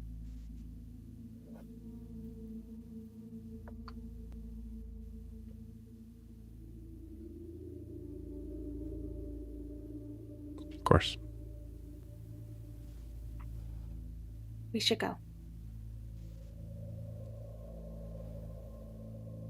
And Gwen will start walking towards the door. Catch up with Yori. You open the door, Yori's right outside. Oh, okay. Oh, good to go?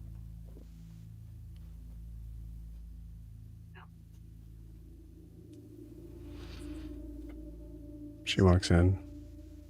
I think you see a look on Gwen's face that kind of gives you like a time to go. Oh, we've done it again. We're really good at that, I think. Feel free to use all the ideas I told you about the giants. Oh, you're saying this? Yeah. Okay. I think it'd sell very well. Ginormous giants. That's a little too on the nose. As you come back in and you're having this conversation, Brucelli kind of interrupts and goes, Mrs. Rose, we're going to bring you right back to Maple Lace. Eventually.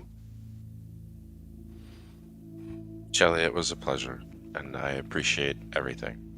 Sorry if I offended you, but I do hope you change your mind. It would be useful for someone like you, your sheer amount of knowledge, to be beneficial in whatever endeavors we take. Thank you.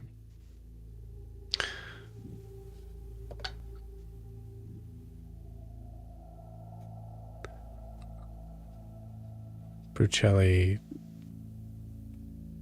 looks at you as you head to the door, Alistair. Alistair.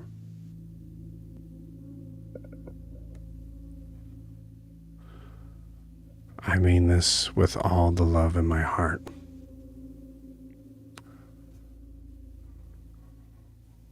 When I say your ultimate goal, I hope you fail at it.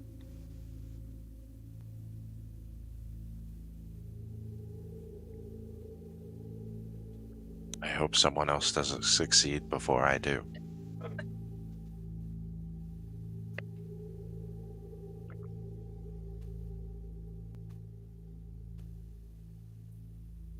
You see her wipe her eye as she's tearing up a little bit. And, okay. Is anything else, buddy? Translator stone, but I think at this point that's a little late to ask. Oh, yes. Yeah. Here you go. Just, Thanks. Take it. Yeah.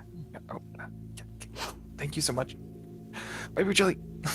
Yeah. Just like. I think, like, I don't know if Yori goes back in when like what Emily goes back in or when they're coming out. Like if there's a sign that like something bad has happened, I think he might at least step in for a second and just say, oh,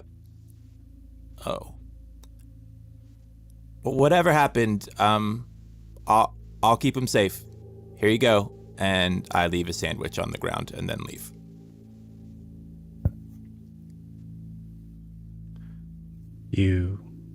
Yori, you close the door. The camera sits there. Brucelli looking at the sandwich on the ground.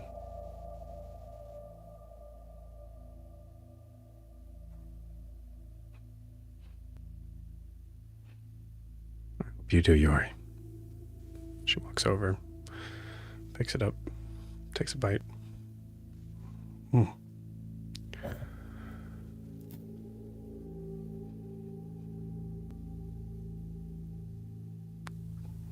Good luck, everyone. And with that, we fade to black, and we'll end tonight's session. We'll see you guys next week.